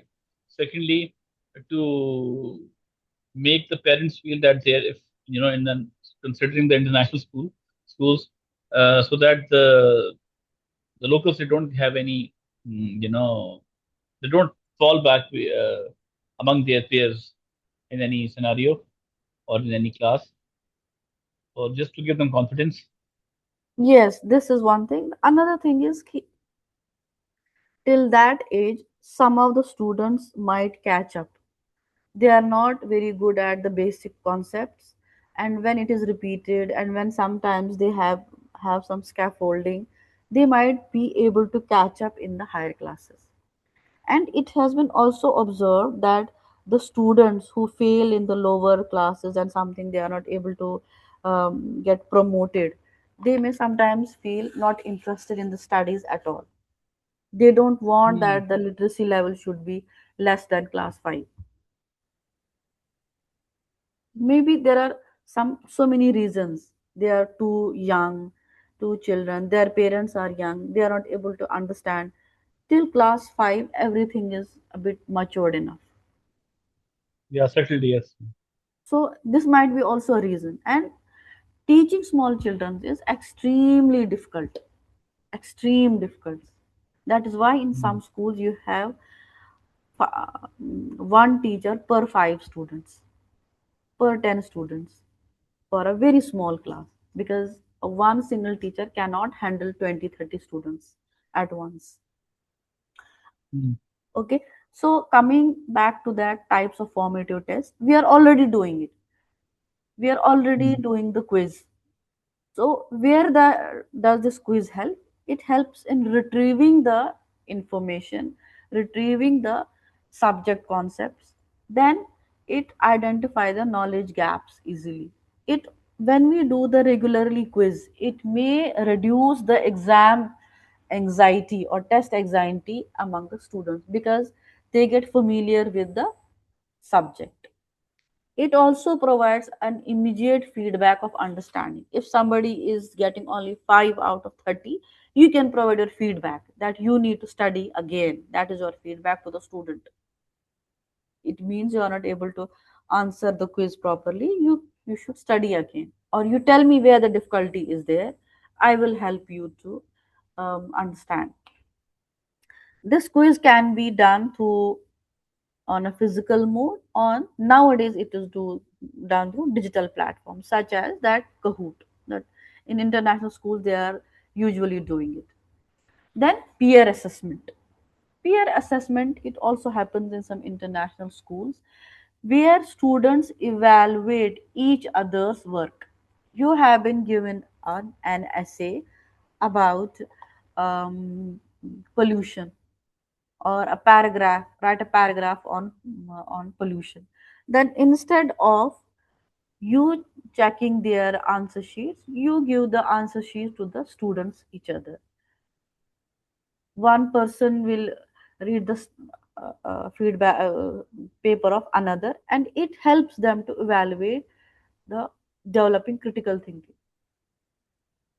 And when a student reads some other person's copy, it may He may see the points he has left behind might be written by some other person. It also engages with them the subject, and the, the feedback is provided in a large section. They already, it makes them aware of their own subject, how much we understand about this topic. Also, it enhances collaboration and develops communication skills among the students. Then, self assessment. Self assessment is when we provide them a rubric and tell them to perform a task, write a essay, and then tell them to learn what they have learned till now. And we have provided them this rubric. See how much you have understood till now. Then, how we can implement this formative assessment in a very extensive way. We can make a rubric and tell them the success criteria, how much you need to um, achieve in it. We may give them self evaluation checklist, but it can happen in higher levels. In lower classes, we do not provide them rubric to the student itself or tell them to do the checklist or a portfolio assessment. No, here the teacher is doing all these things. The teacher has a rubric and then the teacher marks it, or observation checklists, how much the students have learned till now. So, how we can implement it? First of all, whenever we are doing a formative assessment, the feedback should be prompt, timely, Mm. not late. If you are doing test today, the feedback should be tomorrow, not 5 weeks after, before it is final exam. That will not work. And the feedback should be such that it includes clear guidance, how they can improve in the other classes, in the subject, in the main subject, how they can improve, where they want, where they should improve it. And the task or whatever test we are giving them should be only and only based on the learning goals that is only mentioned in the subject, in the topic. So sorry, not something about that is very personal to the student. And it should also help the student to understand what his or her next step should be, how they can apply it, and how it will help them in properly to memorize and to understand the concept within the subject test. Now we have summative assessments. What are summative assessments? They are that evaluate students learning skill, academic achievement, and it is done at the end of the session, Semester or term. semester, term, that the final exams we are giving them, 6 monthly exam. These are examples of summative assessments. Unit tests, final projects, standardized tests, these are all examples of summative assessments. When does it occur? It always occurs at the end of the instructional period. It evaluates the mastery of the learning objects. It is usually graded A plus, B plus, C are example of the result of summative assessment. It is formal and structured. It is often compared against the predetermined standards of benchmark. It means if you get above 90%, you will be graded as A plus, Mm. or if you have 80 to 90, it will be graded as A. Then 70 to 80 will be B plus. Then 60 to 70 will be B. And then 30 to 50 we will keep C. From 50 to 60, C plus. So we are providing them benchmarks. So how much you have to achieve to get an A plus. If you are doing a course, it may provide them a certification that the student knows this uh, course. For example, after completing this course, you will get a certificate after doing a test or that everything. You have to write. This summative assessment helps them, the students, to achieve the certificates. Now, there are types of summative assessments, the examination that are been taking, major, the term papers, the projects, uh, portfolios, students' evaluation of the course, and then instructor that evaluates in the end. Now, see the three: diagnostic, formative, and summative. Timing of the diagnostic assessment is before the instruction has started or before the session has started. What happens in the formative assessment? During instruction or during the subject or semester. And in summative, it is after the instruction is over. For example, in between, I am asking you some question, that is a formative assessment. If I ask you before the class, what do you understand by assessment?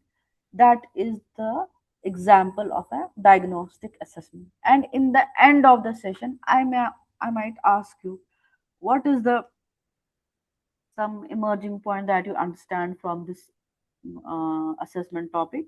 That is summative assessment. Diagnostic, it is the purpose is to identify the starting point. Mm. Formative helps in mentoring and adjusting the techniques and the strategies by the instructor. Summative, Instructors. or yes, it involves measuring the achievement. Stakes in diagnostic, no stakes, because I'm just it. I have to still teach you, tell you about it. Formative, very low stakes, but summative, high stakes. If you are Mm. not able to do it, you might fail. Diagnostic is not graded.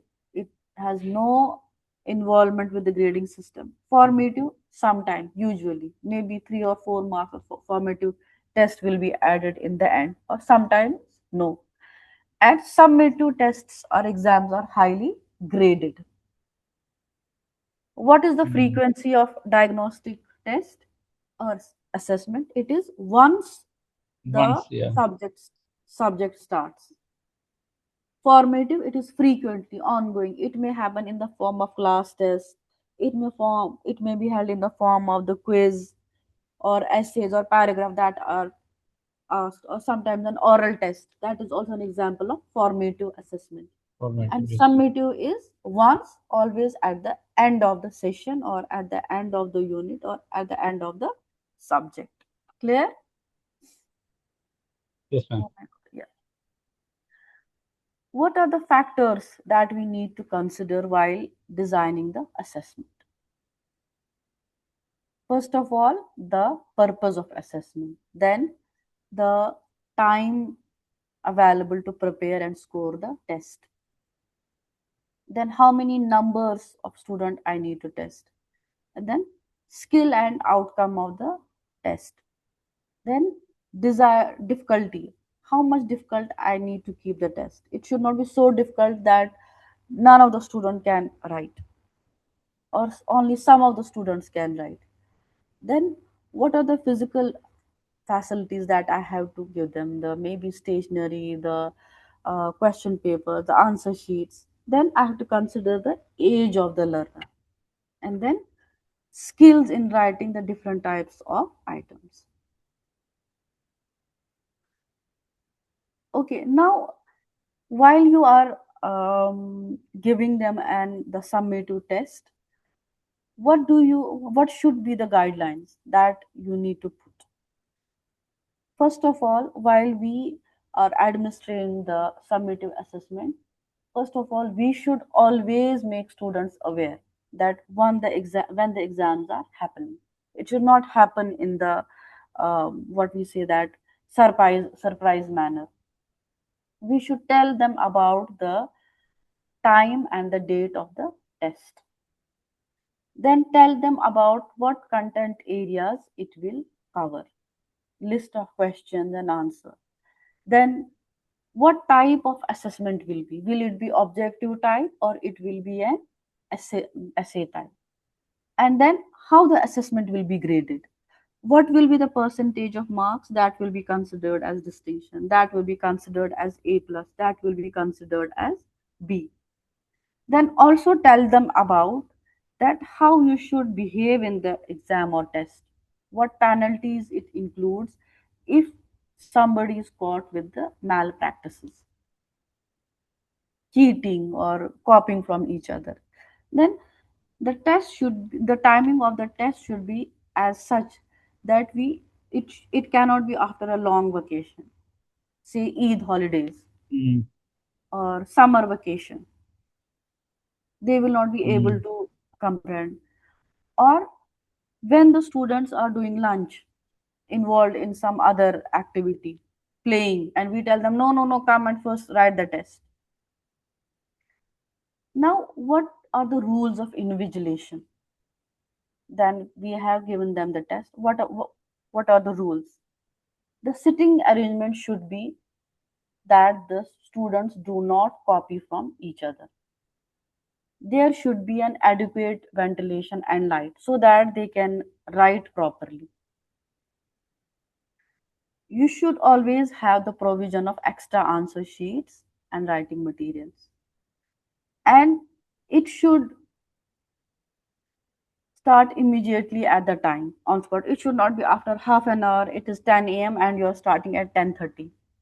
And announcement should be made at regular intervals that how much time is left, half an hour, 40 minutes, 30 minutes, but it should not be after every 10 minutes. The better way, sometimes the invigilators they write on the board. Then the invigilator should sit or stand at such a place that they are able to view all the students and check them if someone is cheating, but without disturbing the students. It should not be like sitting on their shoulder or near the bench. Then what should an invigilator do? They should not keep their mobile phone with them, watch games, newspaper. Oh, I'm getting bored, I should read some book. This is not in the rule. Invigilators should not do it. And they should not also use threatening behavior. If you do not write properly, if you do not write quickly, you will fail. Again, the testing environment where the exam is conducted, it should be free from noise and distractions. While you are doing invigilation, do not talk unnecessarily with the students. Then avoid giving them hints to students who ask about individual items. It should be clear that these things should not be provided. You should keep your pen, your stationery with them. Then expect about the emergencies.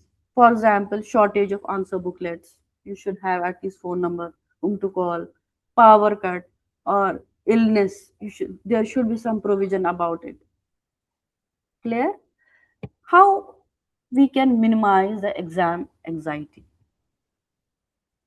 We should avoid giving them warning students, do their best, but not telling them that you they should do it.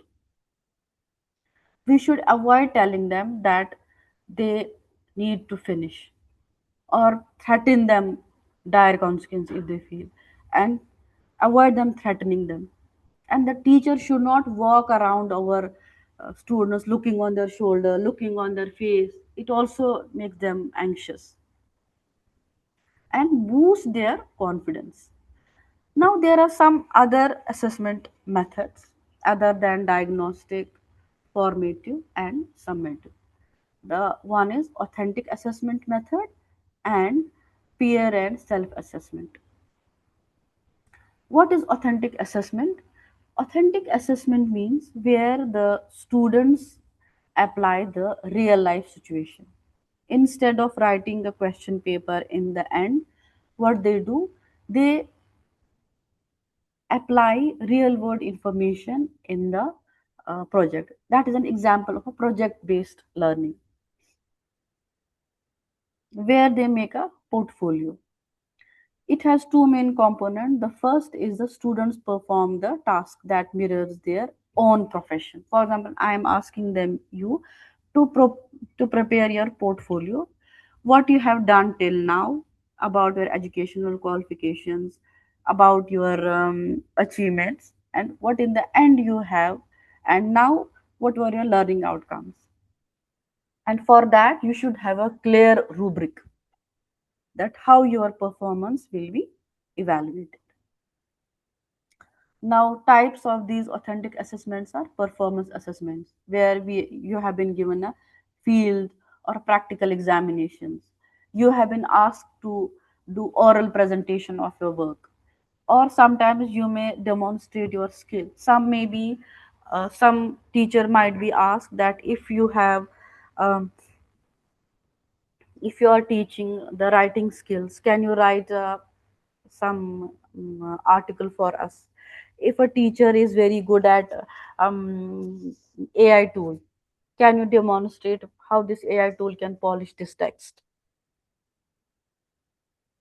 Then we have project based, that is research projects that are sometimes asked Mm. at the end of the semester, portfolios, or case study analysis. Case study analysis means when we put real life cases to for analysis. Or authentic assessment will be that you have been put in an internship, and after the internship you have to put that what I have learned in internship. Or while you are doing internship, your leader will be asked about yourself, what was your conduct, and he prepares your experience assessment. uh, During service, or sometimes during in the field. Excuse me.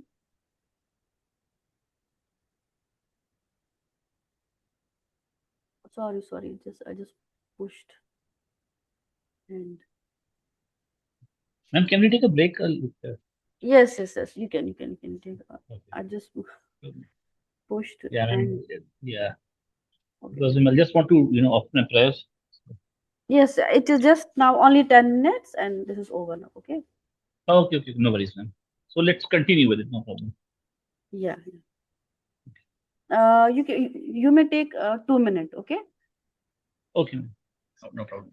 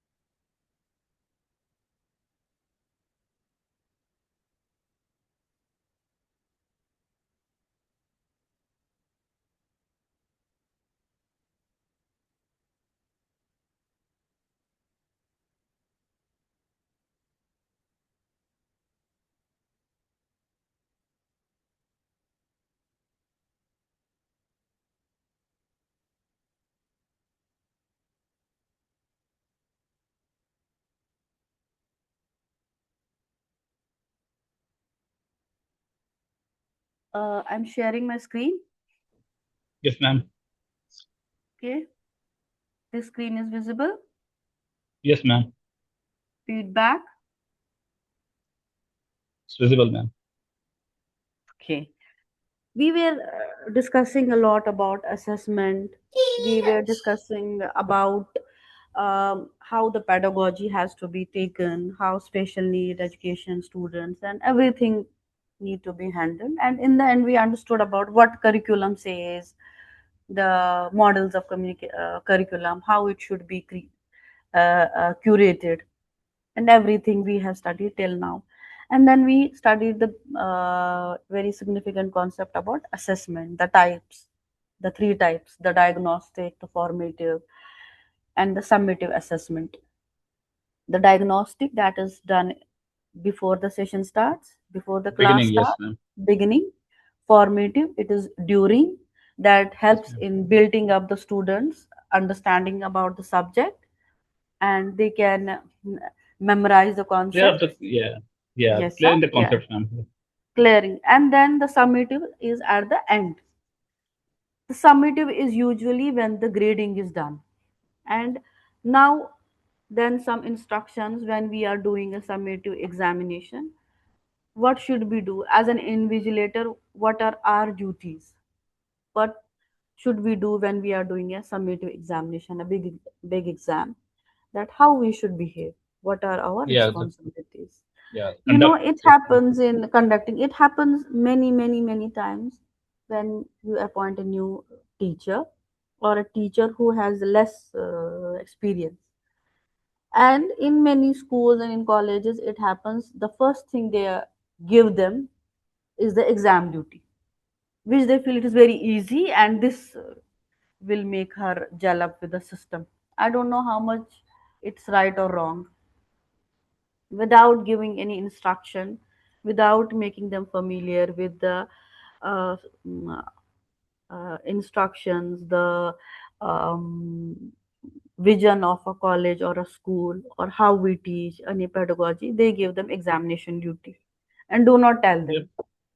Yeah, I think And just to make them aware of the, or just to check their, stamina or something, because setting for three but hours and but yeah, yeah, but is this a proper way without telling no, no, them ma'am, no, what ma'am, they it's should do? What they should do, this is why, because without telling them, they give them examination duty. And what happens, these new teachers, they make friends with the students. yes, They ma'am, go as an invigilator, and when they leave, they are doing lunch together. yes. The young teacher does the lunch with the class Mm, 9 student, 10 student, and sometimes providing some hints. They may feel low, they are feeling anxious because she does not mm, know the student, and she just seeing her crying, another student. So what they soften up and tell them it's okay not to mm, get worried. You should do something. Uh, Write anything you want to do, anything that comes in your mind. Just write in the answer sheet, giving them yeah, suggestion how and to write yeah, answer how to answer questions, because we have and not. yeah, And then we shout on them in the end, but it was our duty to tell them that yes, how the invigilation duty is to be done. yeah. When I was like studying back in like I think 25 years back, in my 10th exams, level 10th exams, like the metric exams, there was a boy who had like a fractured arm, so he couldn't write. Now, the teacher who was conducting, who was supposed to write on her behalf, she was like an inexperienced teacher. So literally, I'm not sure like whether it happened or no, but there were like rumors that, uh, as you just mentioned, like the friendship thing, it came in and they were like the questions were being prompt, in his mouth, like, oh, so do you think that this is right answer? And even if the child doesn't know, he's yeah, yeah, that's yeah, this is what I think. Okay, fine. But this is like, So this is wrong, and ma'am. yeah, and then the small this new teacher learns by hit and trial method. Hmm. We are not given a proper instruction as an invigilator. What is your duty? what should be your conduct, and how much Right, ma'am. distance we need to put with the student. What is the relationship here? It is not a relationship here of age, knowledge level. It is the relationship also depending on the power dynamics. Mm. You cross the thin line, you became a favorite teacher, but you just shape the tone of the whole classroom then.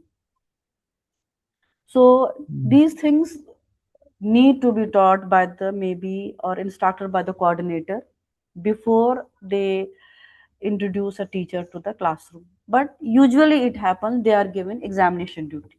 This is the first thing many schools and many colleges do, and this they feel that is the induction of a new teacher. But assessment is in the end. We should remember that.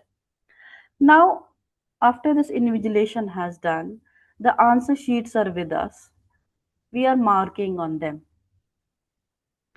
We are marking the numbers on them, and then we are grading their uh, achievements, and we are assessing their what they have written, and then providing them some remarks, helping them to understand where they were right, where they are wrong, what are their strengths, what more they need to do, and praising them. Yes, till here you have been very nice. You have worked hard. These all comments they make a feedback. It is an information that we are providing them about their performance. Why? Because they have written a paper. Now they need to understand. They have applied, written the assessment. Now they need to understand what their where their strength lies and how much they need to reach to get an A plus, and enhance their learning strategy. This is what Hattie and Timperley says, that it helps them to understand about their performance and help them to enhance their learning strategies. It is one of the most powerful influence on learning and achievement, even in higher education. It is not just only correction and grading, because as I already mentioned, the number 20, the number 5, the number 0 does not say anything, and unless we as a teachers do not interpret it for the student, it fills the gap between the current performance of the student, the current learning that a student has, and the desired goals that a teacher has, and the student has, and maybe the parent has. The feedback fills that gap. Without, without our feedback, they will not be able to decipher where I went right, where I went wrong, and what I more need to learn in future, how I can do it, because students always argue with us. I have also written the answer, she has also written the answer, why she got 5 and I got 1. Array you already, if I told you to write something about the mm, uh, respiratory system, you only have written the name of the organs, but you did not write about their Mm. function. I have Mm. given you the question, life cycle of a frog. You put only the names, you did not draw a diagram, you did not write anything. Another student wrote few portions in the theory, made a diagram, but without labeling. Was it for the invigilator to fill all the details? And then you say, why I did Mm. not get full marks? Now we cannot verbally tell it everything. We put it in their answer sheets, because now during even the before final exams, they are able to see their answer sheets where they see their performance. This is the feedback we have to write. It is their right also to have a feedback. They should know where they need to improve. Now this feedback should be timely. It should not be you submitted your assignment today, you have written the question paper class test today, and I give the marks after the summative exam happens. Then there is no need of giving the feedback. It should be specific, not writing the whole history, another answer you are providing them other than they have already written. See if you have been behaving in the classroom properly, this time you could have written the answer properly. See if you had come last 5 days, 15 days. We need to be specific about the response, not about their conduct. It must be understandable by the student. For example, if you write these paragraph also from teacher, they don't understand what I need to do now. Then you must allow Hmm. the student to act on the feedback. How we do that?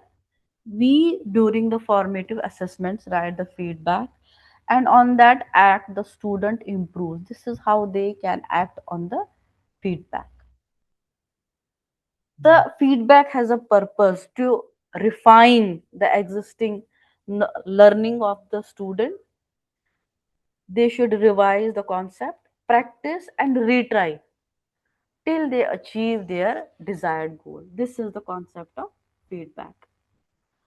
How we provide a constructive feedback, how we do it. First of all, we write our intent. We should define that intent, that it is for telling them why I have written it. It is because of your improvement. But it should not be on the personal traits.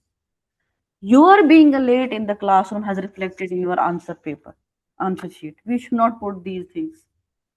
You went to the marriage party and you enjoyed restaurants and everything. This is what is reflecting on this answer sheet. We need not to put that. Use sandwich method. What is sandwich method? It means put a layer of appreciation, then put a layer Hmm. of criticism or the critical analysis, then in the end put the layer of what they need to improve. Hmm. Exactly like we make a sandwich. The slice of bread, the cheese spread, vegetables, these are all, and in the end another cheese, another bread loaf. That is what they need to do in future. It should be specific and objective. Specific to the answer, to the question and answer, not from the starting to the end, again and again writing. Improve this, improve your handwriting also very bad in the classroom. That will not help. Then encourage a dialogue while you are providing the feedback. They should be able to follow up. This encourages their engagement and makes learning more collaborative. It Hmm. should focus on the growth and solution rather than making them more confused about their own or question their own personality. And then I already said timeliness. When it is fresh and relevant, then only the feedback has relevance. Not it becomes stale after 3 weeks you provide, because prompt feedback enhances learning. Then follow, Hmm. revisit that what they have done before and now. Is there any improvement? And then reinforce their positive um, endeavors. That is an importance of feedback process. Now, happen this. Okay, how we develop the, as you already mentioned, that even if we provide feedback, they don't see and they don't act on it. What is the issue? For this, we need to develop the feedback literacy. What is feedback literacy? The first component is that they should appreciate the feedback. They should know the importance of the feedback. Hmm. For example, you tell them that, if you do not write answers properly, I might have to write on your answer sheets that this answer is incomplete. If you do not conduct in this classroom properly, I might need to write in your progress report that the conduct was not Good. And then also share them with them what will be the impact on their learning. If I write this much, it will help you to improve your learning process. You will work hard on that. Then also discuss them about the misconception about the feedback. Like, my feedback does not mean to demean you. The feedback is not to discourage a student. The feedback is not to insult a student's achievement, but the goal of the feedback is to improve their learning. It is not for that I want to burden the parents. You tell the parent, it's not to burden you. I am not here to stop you from enjoying your life, but I am here to make you aware where your child is standing right now, where the Yeah. level is, and where you need to work, and which portions you can leave for a while. It will help you to prioritize. If your child is lacking in all subjects, but then the you assess the feedback. In some paper, the feedback is written needs more hard work. In some, it is written done better, but can do better. In some ways, it is written that extremely poor performance. You can focus on the subject that you're already familiar with, that you can tell them something about it, and you can discuss about it. Start with that subject. Then, making judgment. You create a rubric for yourself. You have a rubric, and then begin with the assessment criteria. Show them examples of different quality levels. This is your answer sheet. This is the answer sheet of the topper. I did it many times. Now see, because they said, "Ma'am, show us how she got full marks." I said, "Yeah, this is the answer sheet of this student. You can read it." Because we want to see what she has written. Then showing them the exemplar, how they have written, how they have done differently. And then engaging the student in self and peer assessment. Peer assessment, showing them other papers. Look, you at least got five, but look, this student, she did not get even three because she has not put a diagram in it. And now she got 10 because she has written everything. They assess their own level, self assessment, and managing the effect. How we can manage it? We balance the critical comments with their strength. It should not be you are careless, you are bad, writing is bad, spelling mistake is bad, full stop is bad. No, put some strength on it. At least you tried, even after you were so busy with some home engagement. We can put them verbally. Right there, the concept is written. The uh, question is attempted. Maybe we can write with the lowest. She has written, you have written clearly the concept, but maybe you can write something more better.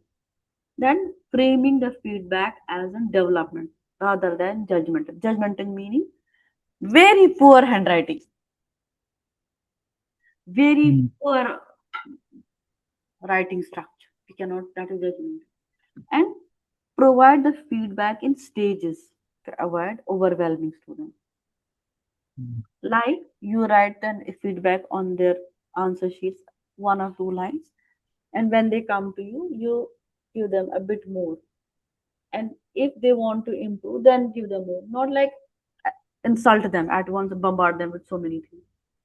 Then taking action. Design the opportunities to apply feedback before final submission. If they are submitting your assignment, tell them to show the rough draft first till they finally submit. In assessment cases, give them diagnostic formative tests one or two times so that they are fully prepared for the summative assessment. Use feedback action plan, meaning that the student should identify what I need to do next. This is the next, which portion I need to focus now. And create longitudinal ass- assignment where feedback informs later work. you know, a long detailed. Many colleges are now doing it. They make, or schools, they make mentors of the students who keep the record, the progress of the student, Mm. that timely inform them of their progress, tell them how much they have improved, where they need to focus more. So these are some longitudinal way of doing it. How to take action on it. Now there are many models of feedback. At least you can have 100 if you right now open the internet. I found 1,000. But these one of them is traditional PQS method, then Hattie, Timperley, and the WW framework. These three we will discuss here. Some of the models you can yourself study. One is a peer model. You can study that also, and we can discuss in that in any class about what you have learned. Mm.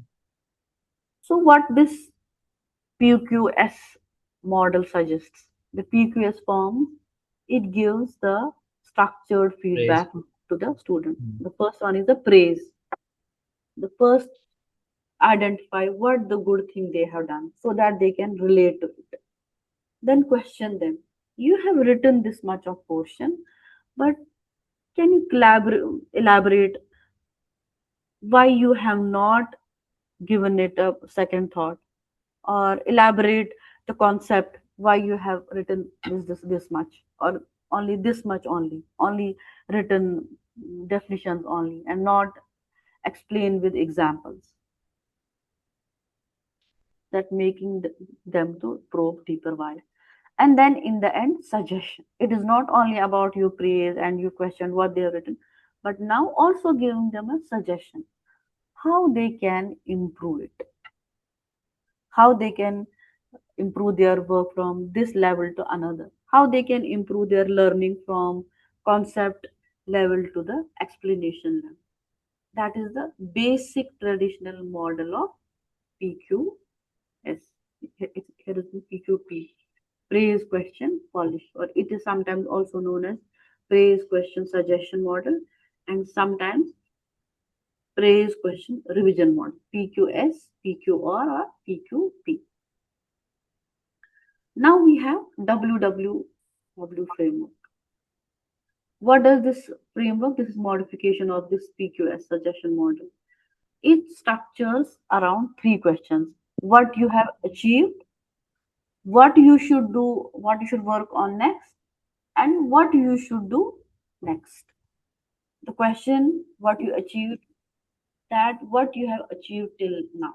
You submitted your assignment on time, you did a revision, that is, you have achieved, and you have written the assignment very clearly and with relevant studies. And what should you work on? Now identify the gaps and the areas of improvement. You have made a clear connection of the theories and concepts.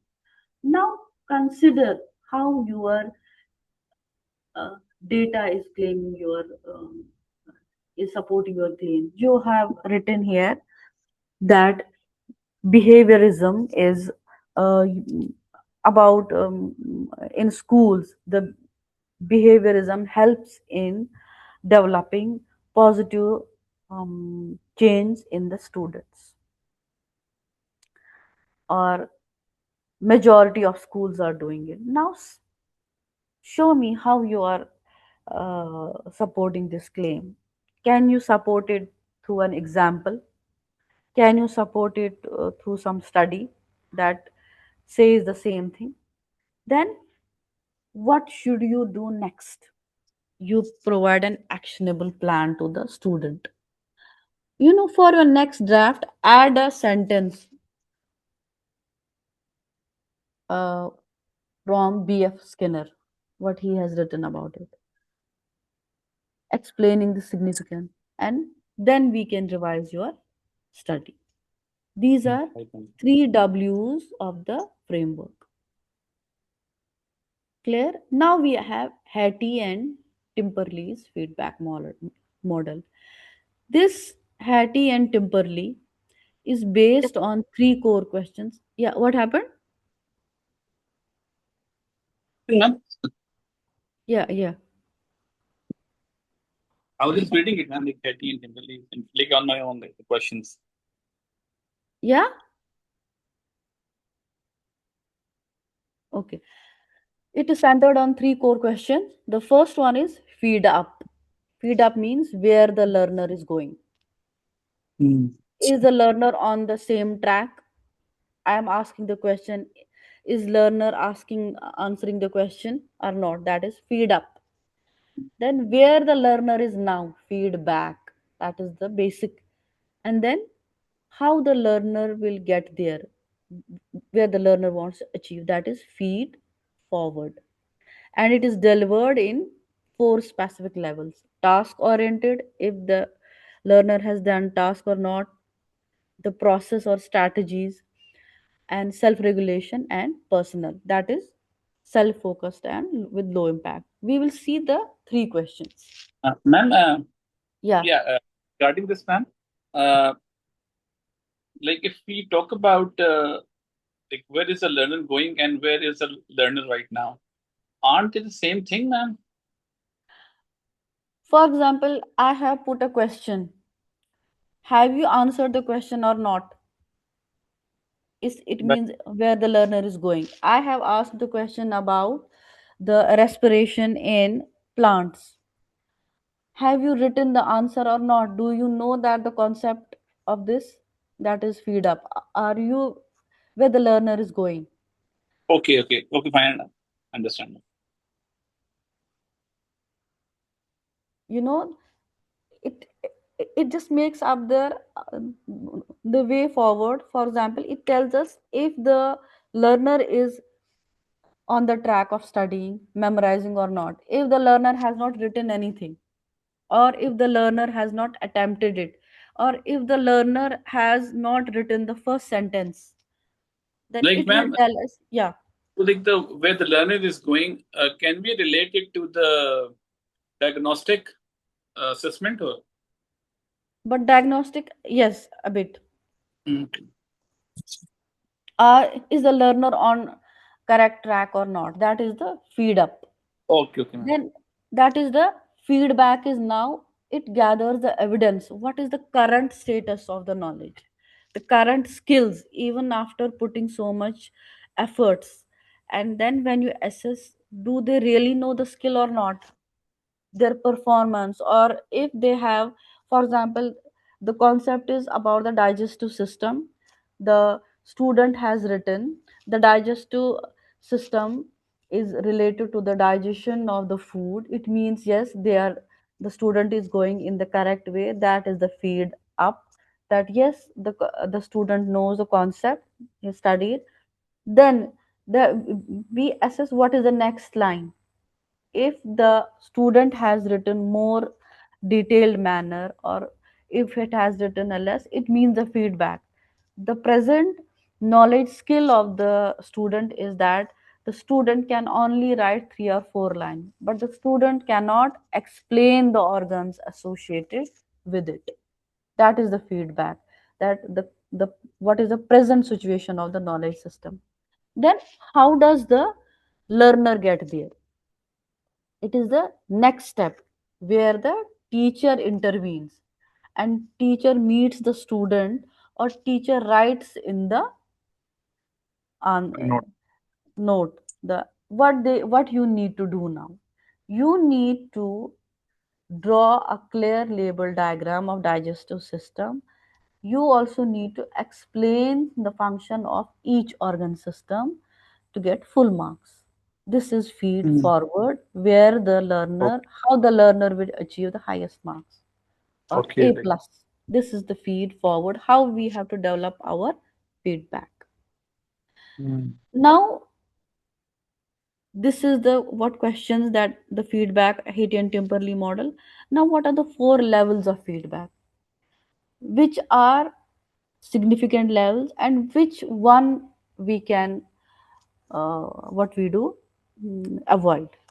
First is a task level, where the examiner invigilates, assess about the task, if the task has done or not. For example, I have given a question paper where it is written attempt 5 questions. Now I see if the student has written the question or not, and how many are correct and how many are wrong. That is at the task level. When we give 7 out of 10, 4 out of 10, 6 out of 10, 80% out of 100%. That is the task level where the student has completed the task and where they have achieved the task level information. It is useful, it tells about the student's remembering level in the room, but it does not promote deep learning.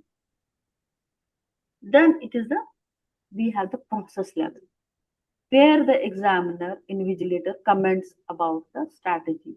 You have written till now, it is very good that you have completed the task, you have written the answer, but it should have been a very it should have been better if you had also provided some examples. This is the process level. It promotes deeper learning in the learner. Then we have self regulation level, where after writing the assess this feedback, you ask the students, how do you check your work right now, and how do you check where do you find where do you find you were wrong, why you were not able to write. You ask about the student to self monitor when you meet them. Tell me, how do you assess your work? This is your answer. You have attempted the question. Okay, I appreciate that. I have marked it. Then you had not written example, which I have mentioned. Now tell me, where do you find your learning process? The student understands that I need to improve in a better way. I need to write more than only writing the definition. It builds independence in the student. Then it is self level, which we should avoid. Even after writing too less, we still tell them in the end, good job, you are very smart, very good student. It does not help the student at all. This self level, this personal level, we should avoid it.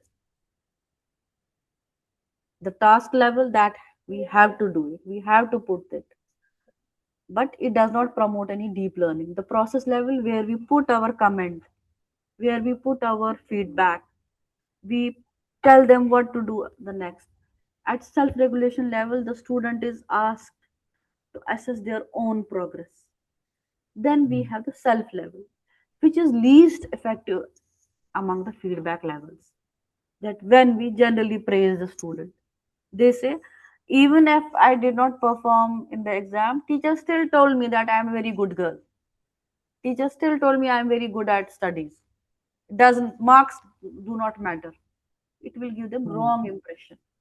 So we Yeah, should, giving something for free, man. Basically, the free things have yeah, no worth. we should not use them Mm. much. The self level, it is least effective. Mm. There is a small case study that Miss Dr. Marlin, I have because I thought it's the trainers also. They teach business communication, and the students have submitted their assignment like you did, and she returns with graded papers. But then in the college, she receives numerous emails from students who are upset. One student writes, I spent weeks on this paper and I got C. Your comment just point on out everything wrong. I don't even know where to start. What is this? So now tell me what went wrong. How do you feel? What is the wrong in the feedback that the student is not able to understand? Okay. Dr. Marlin teaches business communications. He turns graded papers with detailed comments, but received numerous emails from students who are confused and upset. One student writes, I spent weeks on this paper and got a C. Your comments just point out everything. I don't even know where to start. Okay. Ma'am, one of the thing is that the instructor or the teacher pointed out only on the negative things. She didn't go stepwise. She had to. She should have written the positive aspects about the assignments. Yes, number one is that the strength. She should have put, she only put the what went wrong, but she did not tell them how they should improve it. Exactly, ma'am. For example, she is just getting the assignment, but she is not telling them that how they can polish their writing, how they can put some more example into their writing. So Mm. their her feedback is completely Yeah, making it's them confused. too, yeah, too crude. Yes, only I put this and this, you did not do wrong, and you need to revise it. But she's not telling them what to revise, how much to revise, which portion they need to write first, how to write an answer. She is not telling them at all. So this is the wrong is that she is only focused on the task level. If you Mm. have done it or right or wrong, no feed forward, meaning they do not know what action they need to take so that Yeah, they get the full mark. yeah. Somewhere they can improve. Yes. Yes, the students' feedback literacy was not developed. They were not given. They were not before the assessment. They were not given about the feedback literacy. That if you write this much, or if you only give me the research papers without any example, you will not be assessed, or you will not get this much of marks. So this feedback literacy was not developed among the students. That is why they, after giving the feedback, they were all confused and they rebelled. Mm. Clear?